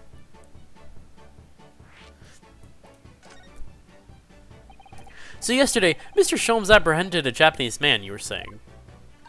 Yes. Hurley had just arrived back in London after a sea voyage, but the police were waiting for him at the railway station to take him directly to the crime scene. Ah, the great detective is a popular man, it seems. Apparently, a woman was stabbed on a quiet street somewhere in town. There were witnesses who had seen a short, shiftily-looking, stooped man running away from the scene. A short, shifty-looking, stooped man.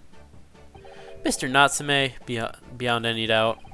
Saseki-san said that he didn't see anybody else on the street at all, but it seems there were witnesses after all. Hurley used his great deductive powers to determine the man's address. It was a lodging room very nearby. He went directly there with the police. And what did they find? A short, shifty-looking, stooped man, shivering in fear. Mr. Sholmes' great deduction certainly hit the mark that time. Of course it did. He's a great detective. Still, that means the incident occurred only 2 days ago. Surely tomorrow is too soon for the trial, isn't it? Definitely. We have no time to investigate properly. Hurley says that London is rife with crime. Oh. Scotland Yard is doing its best, but they can't stay on top of it, apparently. Oh dear, I hadn't realized the situation was so dire. That is why they can't afford to spend too much time investigating cases and trying the criminals in court. Staff and money are both short. Crimes are usually pinned on the first suspicious person. That is terrible. I suppose it is the harsh reality of the workings of the world's greatest justice system.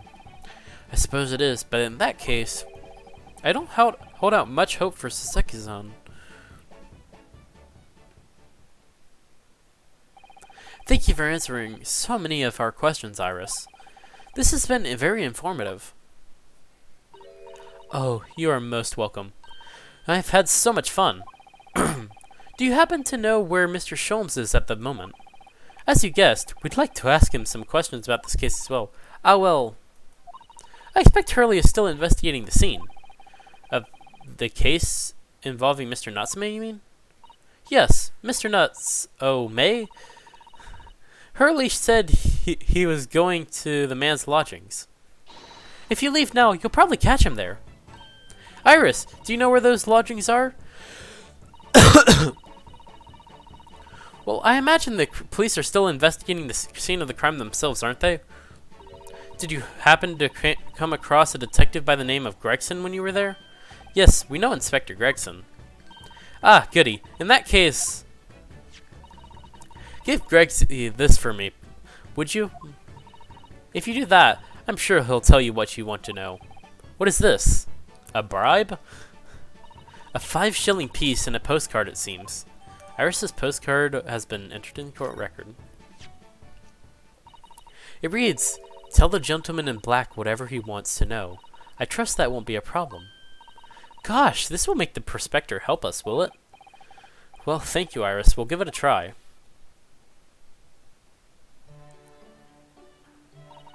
How much is a shilling? Good luck then. I'm going to return to writing my manuscript, The Speckled Band, and I'll be making more special blends of tea, so come back again soon. We'd be delighted. Thank you so much, Iris. Well, Mr. Naruhodo, it's back to the scene of the crime. So, somewhat dubious that they would exert any influence over the men of Scotland Yard at all. We headed back to the scene with Iris's curious note and one of the world's heaviest silver coins in hand. I don't know how much a shilling is worth, though, so I don't actually know. I only know US dollars. That's all of part 1. 1 hour and 36 minutes. We'll do part 2, and... save the trial for next stream.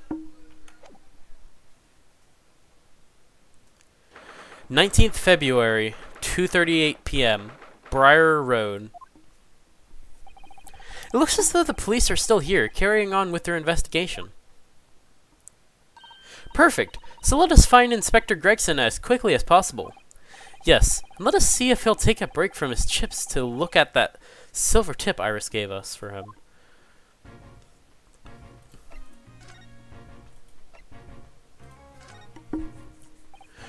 Inspector Gregson, do you have a moment? I'm sorry to say I don't. I'm a very busy man. Much too busy to talk to a pair of Nephorian gadabouts. That's for sure. We have these for you. A present from Miss Iris Wilson. What? For me? From her ladyship? Her ladyship? Give that here at once. Come on, hand it over. That is for me. Ah, don't wait for me to give it to you, will you?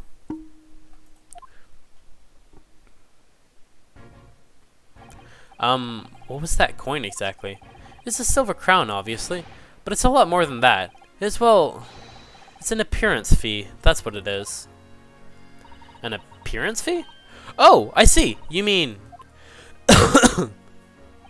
That is right. For the adventures of Herlock Sholmes, her ladyship always offers me a little financial reward for featuring me every time.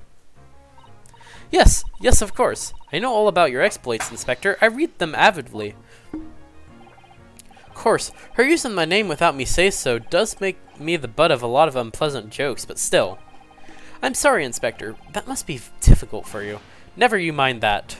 So, what do you want to know then? Sorry? Tell the gentleman in black whatever he wants to know. I trust that won't be a problem, it says? Well, obviously, it's not a problem. Go on, fire away. What do you want to know? Well, if you wouldn't mind, Inspector, we'd very much like to know the address of Mr. Natsume's lodgings. Ah, the little knife-wielding mustached Japanese fellow? He lives in a right old hovel.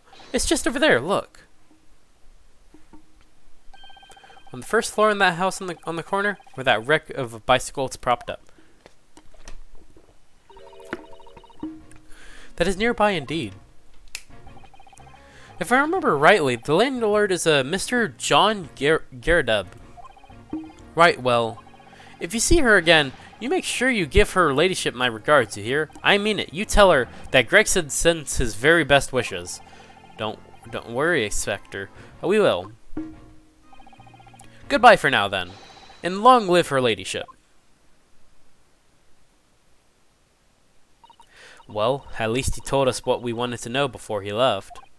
Yes, so then, shall we go and see what we can find in Mr. Natsume's lodgings? Definitely. Okay.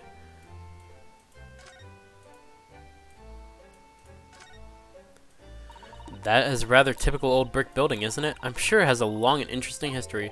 Well, time certainly seems to have taken its toll on the place. It is crooked and sagging all over. In fact, it looks in decidedly worse shape than the other houses around here. According to Inspector Gregson, that is the house where Mr. Natsume has lodgings, just across the road from where the incident took place, I see. It must be awful for Saseki-san, getting caught up in something like this in a foreign land.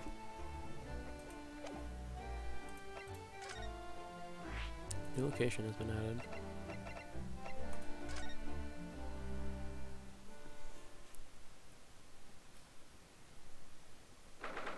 "19th February, Mr. Natsume's lodgings.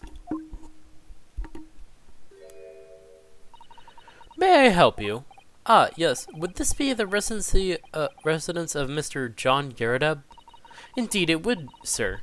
And whom may I say is calling? My name is Ryunosuke Naruhodo. Mr. Naruhodo is representing Mr. Saseki Natsume. I believe he takes lodgings here? We would very much like to ask him some questions about our client. One moment, please. I shall convey the message to Mr. Gerardub. Did you see that, Mrs. Sato? That was a real-life English maid. I know. As I understand it, anyone of standing in English society employs a number of household staff. But that was the first time I've ever seen one in the flesh. Oh, this day keeps getting better. It certainly feels like we've really arrived now, doesn't it? We may need only to meet a butler, and the experience will be complete. Well, I'm not sure if I'd go that far, but I understand the sentiment. Thank you for waiting. Mr. Gerardub will see you now. This way.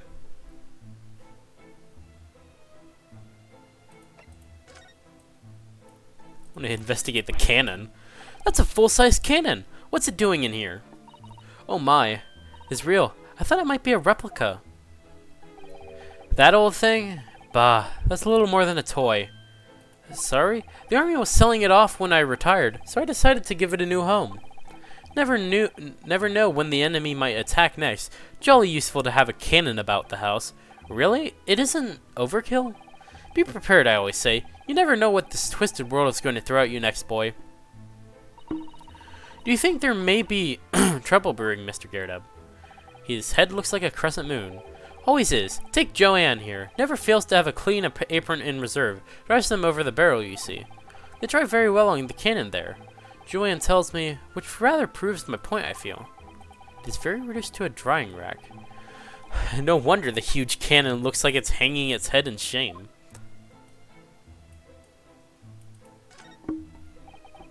That uniform looks fairly ancient, doesn't it? It's clearly been well looked after. That old thing? Pah, not much better than rags, really. Oh?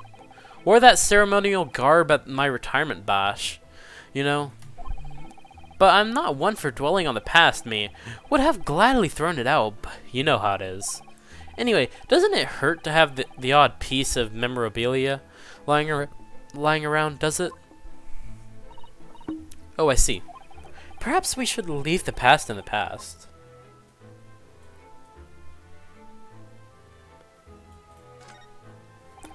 I notice you have a pile of books here, Mr. Garrett. Do you enjoy reading?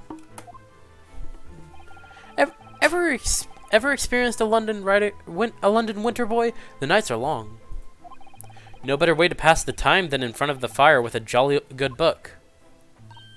Oh, there's a copy of Rand's magazine here, I see. No doubt Mr. Garrett enjoys the adventures of Sherlock Holmes too. The great detective has a great many followers, it would seem. That looks like a Medal of Honor, and it's showcased on a very grand banner.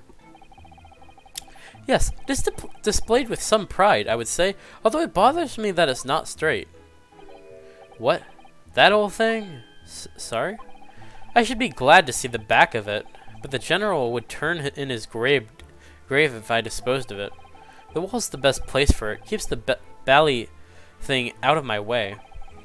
So it's just been polished to shine by accident, I suppose?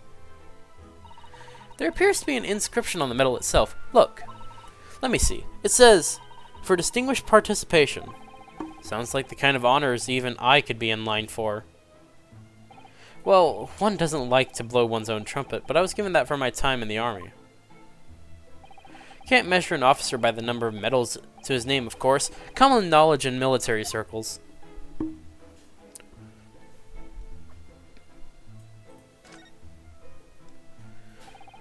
The portrait of Mr. Garrett is glaring at me, I swear.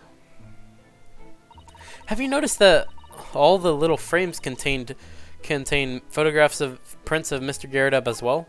Yes, and there seems to be a statue of a lion on the mantelpiece as well. Ah, yes. Seemed to come back from the local pawnbroker with that little trinket. Seemed to come back? What do you mean? The chap who runs the place is a bally wizard. Went in to sell him something and came out with that thing.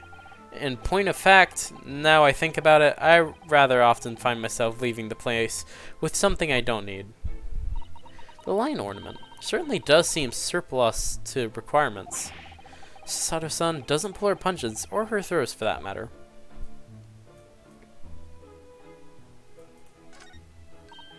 Oh look! What a wonderful collection of cakes lined up on that gleaming silver cake stand. Lined up, it looks more like someone has half demolished them to me. Afternoon tea is a time of indulgence, you see. It is quite the English way. It is Mr. Garrett's custom to take 2 cakes with his tea. It sounds delightful. Oh, wait a minute, though. There are at least 10 cakes on this cake stand. Well, naturally, and it would never do to waste the leftovers. So whatever Mr. Garrett doesn't eat, I say to myself, Joanne, you shall have to tidy up. How magnanimous of you.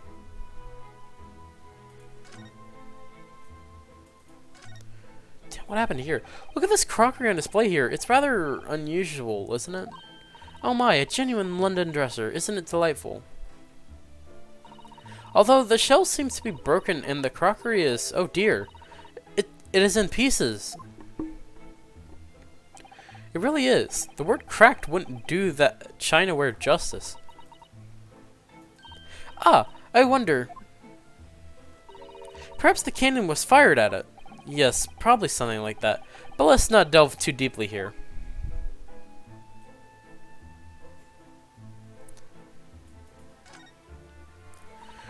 Look at that enormous screen. It must have been put there deliberately, surely.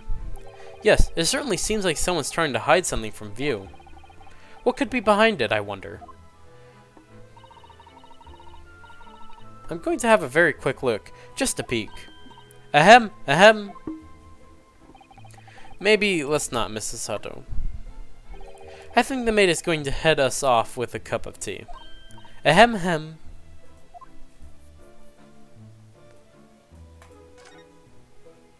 Fine, we'll talk to you. Good night to you. John Gerdeb, at your service. Pleased to meet you, sir. This is Ryunosuke Naruhodo. He's a defense lawyer. Do excuse me not getting up. Took a shot to the knee a few years back in the Battle of Maywand. Don't you know? Earned a medal for my pains, but had to withdraw from service. Handed over the reins to the up-and-comings. So he's a retired soldier. It's a hell of a job getting up and down stairs now. I could tell you, don't get out much, as you can imagine. Yes, it's quite a climb up here to the second floor, isn't it? I was painting at the top of the stairs. You really must take more exercise, Mr. Naruhodo. You think so? Well, Mr. Gerdeb, no doubt you were very courageous to earn yourself a medal. Oh, it was nothing. The medal's just a folder roll. Really? It wouldn't like to offend the general, though, so I grudgingly displayed it on the wall. Why don't you fetch it down, Joanne? Let these good people see it properly. Joanne, fetch the... Dash it all, woman. Be careful. Oh, dearie me. I do beg your pardon, sir. You jolly nearly took the skin off my hands. I shall be more careful, sir. So, anyway, there you have it. Living the quiet life now. Yes, I see. Now then, I hear you want to know about the chap lodging downstairs. Is that right? Yes, we would be very grateful if you could answer some questions for us. Only two, please. Naturally, especially if it helps to keep the peace here in Blightly, or whatever. We forged an alliance with the Empire of Japan recently, as I'm sure you're aware, so this case is very much in the public eye, as it were. Oh, is it? Even had some famous detective poking around, you know, in this old house. Would you believe? Yes, Mr. Herlock Sholmes. Could have been. Didn't catch the chap's name. Not really my cup of tea. All that detective business.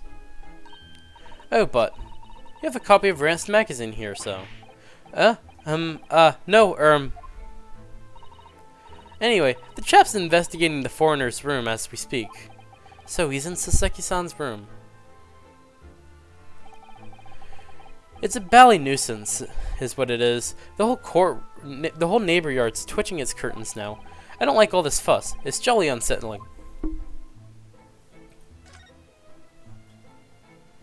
About Mr. Natsume, then, Mr. Gerdeb. Please do tell us.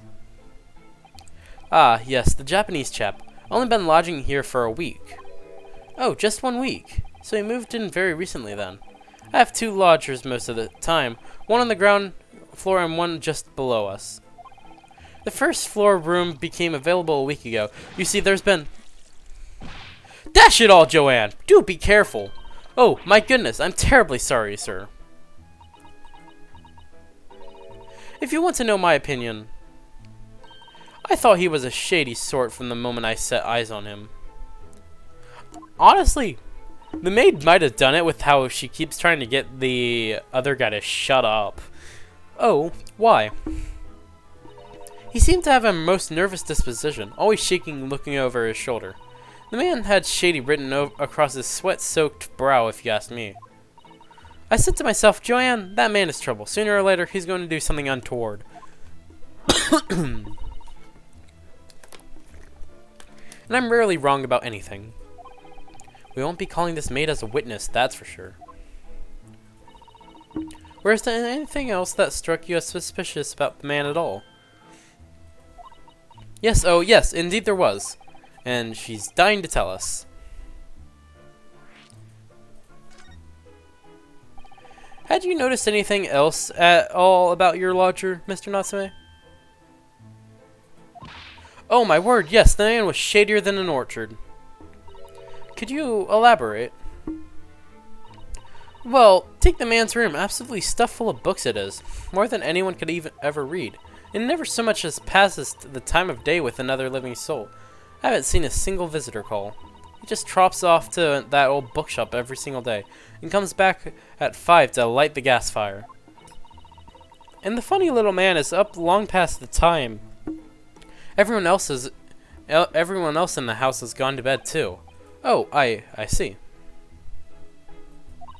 The gentleman on the ground floor goes to bed at around 9 each night. But I've never known that Japanese fellow to retire any earlier than 2 in the morning. Ah. Could you clarify something, I wonder? What, pray? How do you know so much about Mr. Natsume's routine? Oh! I'd understood that neither of the lodgers live on this floor of the house, is that correct? That is right, yes. There's something wrong with his cheek there. They are both below us, on the first floor and street level. Then, how is it that you know so much about the lives of your lodgers? The precise times that they come back in the evening, for example, even the times they go to bed.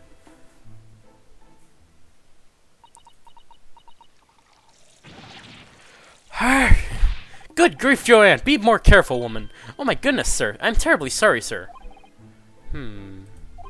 Something doesn't add up here. They're shady as frick. Incident 2 days ago. It seems that the incident took place at around 5 in the evening. Did you happen to look out the window at around that time? The window? Yes, we noticed that the window over there looks out over Briar Road. The incident took place on the pavement, just on the far side of the street. Was there anyone suspicious loitering nearby? 5 o'clock is dinner time in the Gerardeb household, so I'm afraid I don't remember seeing anything. How about you, Joanne?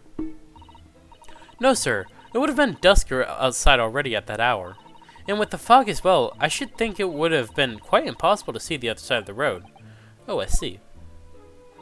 Did you notice anything else out of the ordinary then? Such as... anything at all, even if it seems unrelated. Well... yes, was there something then? Well, it's nothing particularly significant, but at around the sort of time here... would you stop pouring tea over his leg? For the love of God, Joanne! Watch what you're doing! Oh, dearie me, what have I done? I'm awfully sorry, sir. Do be more careful, woman. Of course, sir. If I may, Mr. Naruhalo... oh, yes? I have an exceedingly good memory, and as far as I remember, nothing of any significance took place there at that hour. Nothing at all. Oh, really? Mr. Gerardeb? The way you were talking before, it sounded rather like there might have been. Oh, well, as I was saying, it was just a trifling matter, really. Nothing of... God. Joanne, dash it all! What is the matter with you, woman? Begging your pardon, sir. Nothing happened. Yes, quite. Nothing happened. We sat down to a quiet, uneventful meal. Joanne? That is right, Mr. Gerardeb. What is the matter with these two? It sounds like something happened here in this room on the evening of the incident, but what? I wish I knew.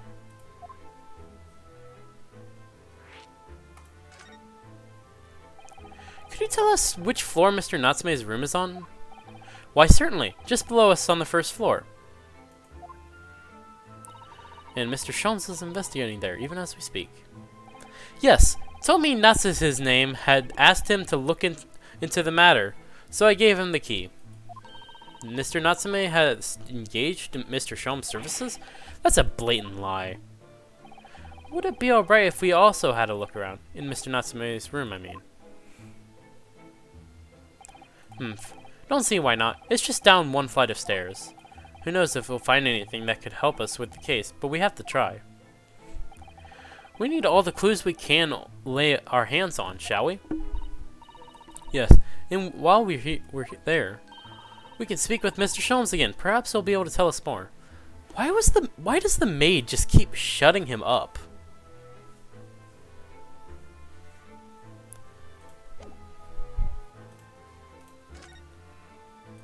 That's not what I meant. Back, move. A new location has been added. Mr. Natsume's room.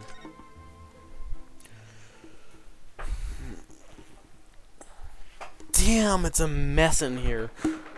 There's a cat, though. 19th February, Mr. Natsume's room. What? Just look at this place. And smell it. It's so musty in here. I suppose it is the mountains of old books that are responsible for that.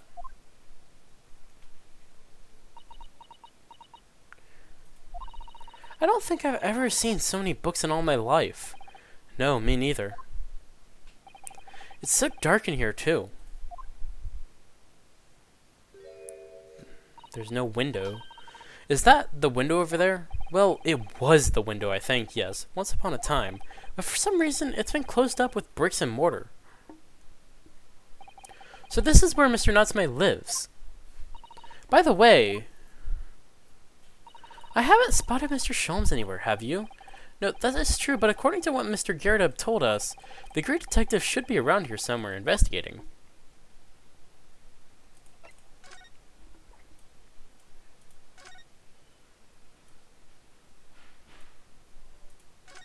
Okay, left or right? Start with the cat statue. Oh look, it's a beckoning cat from home. It's a bit big and bulky, isn't it? Surely Mr. Natsume didn't bring that Maneki Neko all the way from Japan with him. I hardly think you're in a position to comment, Mr. Naruhodo. Are you forgetting the enormous Daruma doll that you brought in your luggage? Well, it can be dangerous traveling aboard. I wanted a lucky charm. Well, I imagine Mr. Natsume wanted the same, and this cat is sure to beckon good luck to him. He's not doing a very good job so far, is it? You mustn't say such things. I didn't say a word. Why are my eyes such a giveaway? Everyone could just read your mind. This appears to be some sort of meter on the wall here. It looks very robust. I wonder what it's for. There's a slot for inserting coins here.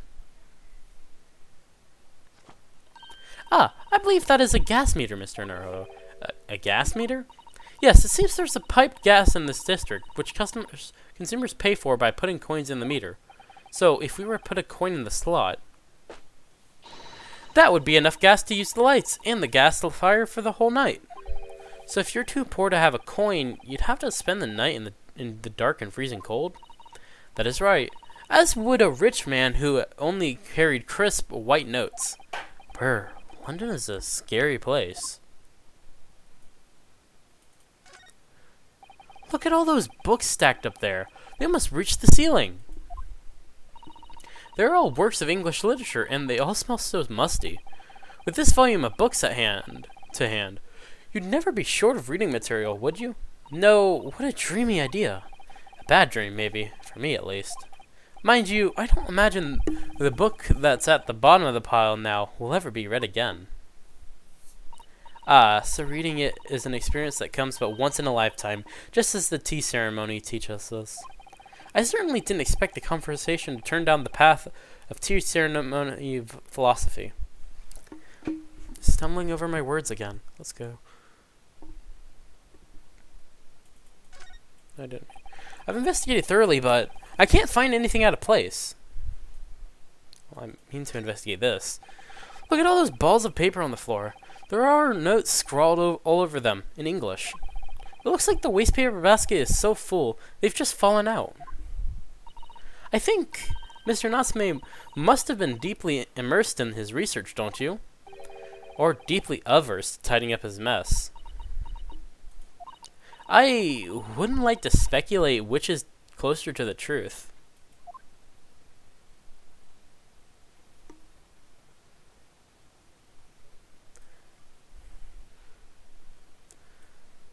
Okay.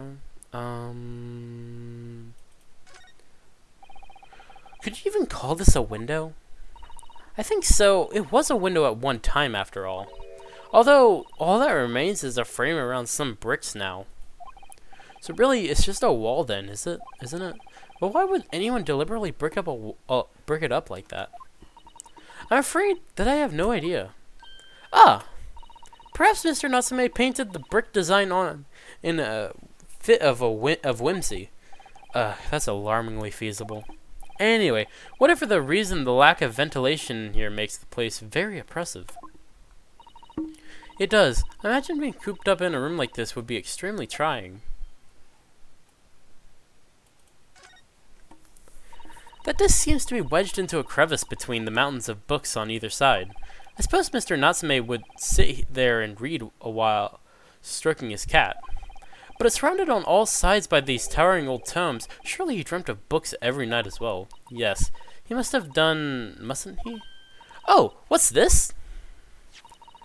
It's a receipt from a second-hand bookshop. Your Books. Oh yes, Mr. Natsume's name is on it. Look. And the date of purchase, 2 days ago at 4:45 p.m. That is the day of the incident. That's just a short while before he was embroiled in the terrible attack. He must have been on his way back from buying some old books.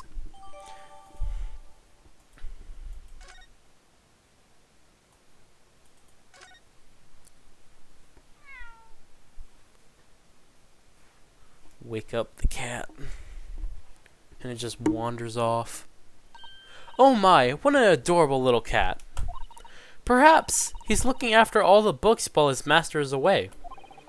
I don't know about that. He disappeared into that pile of books as quick as a flash. It was a tricolor Mike, wasn't it? Do they even have that sort of cat here in Great Britain? Perhaps Mr. Natsume brought the little creature with him from Japan. That has made me feel homesick now. Already? We've only been in the country for 2 days.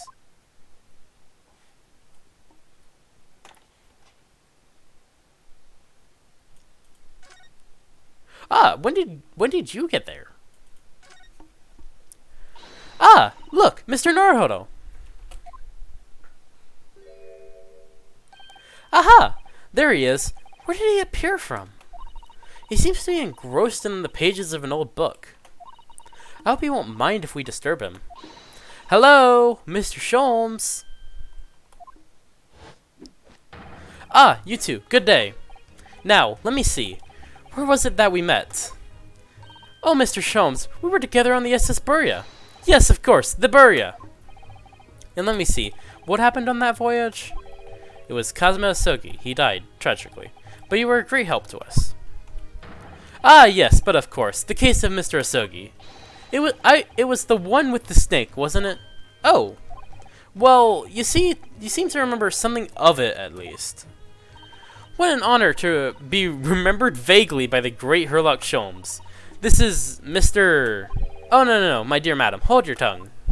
I pride myself on my superior powers of recollection. Your names are safely recorded in my brain attic. Miss Naruhodo!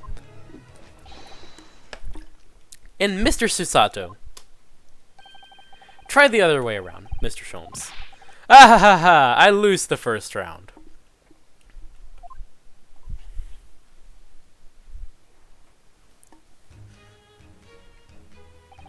In truth, I had hoped to invite you both to my Baker Street suite the day we arrived in London, but some Scotland Yarders ambushed me at the railway station and whisked me away to a crime scene.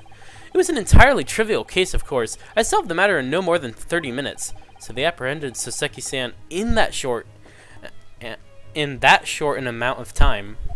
I'm afraid the pursuance of a new case has dulled my recollection of my past involvements a little. It's a mistake to think that one's brain attic has elastic walls and can distend to any extent. I do my best to forget useless facts, lest they should elbow out the useful ones. Yes, those are my own words of inimitable wisdom. You know, from an adventure entitled A Study in Scarlet. Please, there is no need to quote yourself. I don't always remember my pearls of wisdom, but fortunately my associate pens them beautifully. He means Iris, I suppose. Mr. Sholmes, we have some extremely important questions to ask you about the trivial case you just mentioned. Goodness, what an earnest expression. My dear madam, I should be only too pleased, and this murky room is an apt place to discuss the murky case.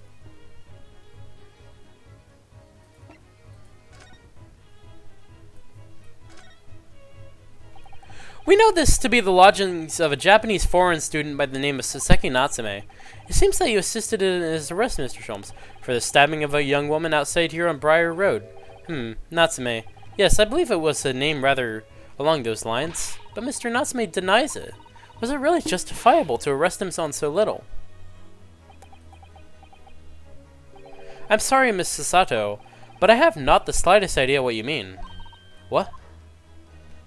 I can't believe he was looking Sasato squarely in the eyes while feigning ignorance. I assure you, I am not merely feigning ignorance. It would appear as if the pair of you are under some misapprehension. Oh, how? I assure you, I have no recollection of accusing your stooped compatriot of the crime. But that doesn't make sense. The good detective of Scotland Yard made the following request to me, and I quote verbatim. We need you to ascertain the identity and whereabouts of a man seen fleeing the crime scene. Ah, a man seen fleeing. There were a number of books scattered on the pavement of the scene. From the book plates, I was quickly able to determine the bookshop from which they had been purchased. On speaking with the proprietor, I was immediately led to this address. Elementary, wouldn't you say? I believe there is a receipt around here somewhere from the establishment in question. So you don't think Mr. Natsume is the culprit then? That I could not tell you, but it was aggravating my faculties, hence why I returned here. However, this place is such a trove of fascinating books, I found myself quite lost in the bibliophile. Do not be deceived in believing that I am a man of leisure. No, no, no. Oh dear.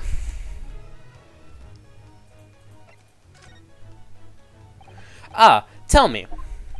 Have you encountered the landlord of these lodgings? Yes, Mr. Gerdub, a retired military man. It was the first time I've ever met a soldier from the great British institution that it is the services. And it was the first time I've ever met a maid from the great British institute that is service. Give me a second. I've got so many DMs.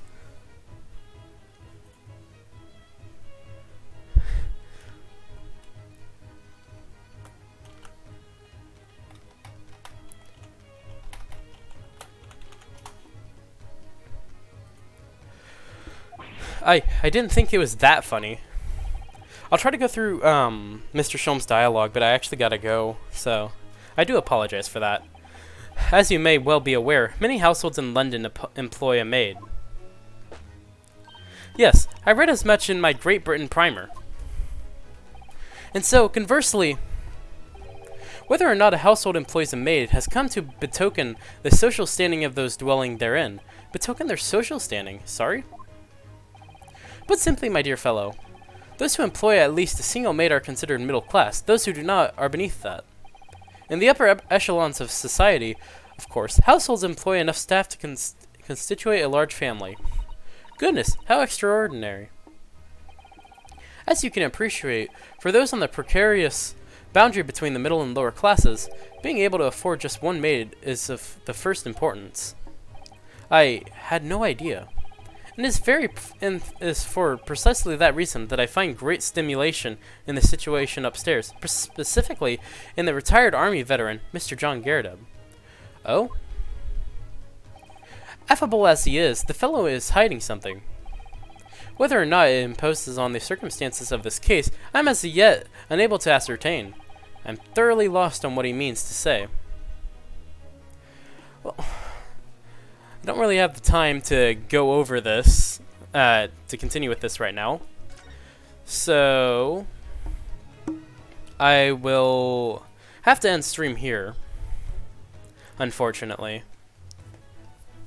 So, I do apologize for that, and I'll at least try to get out finishing up of this later as like a really short stream.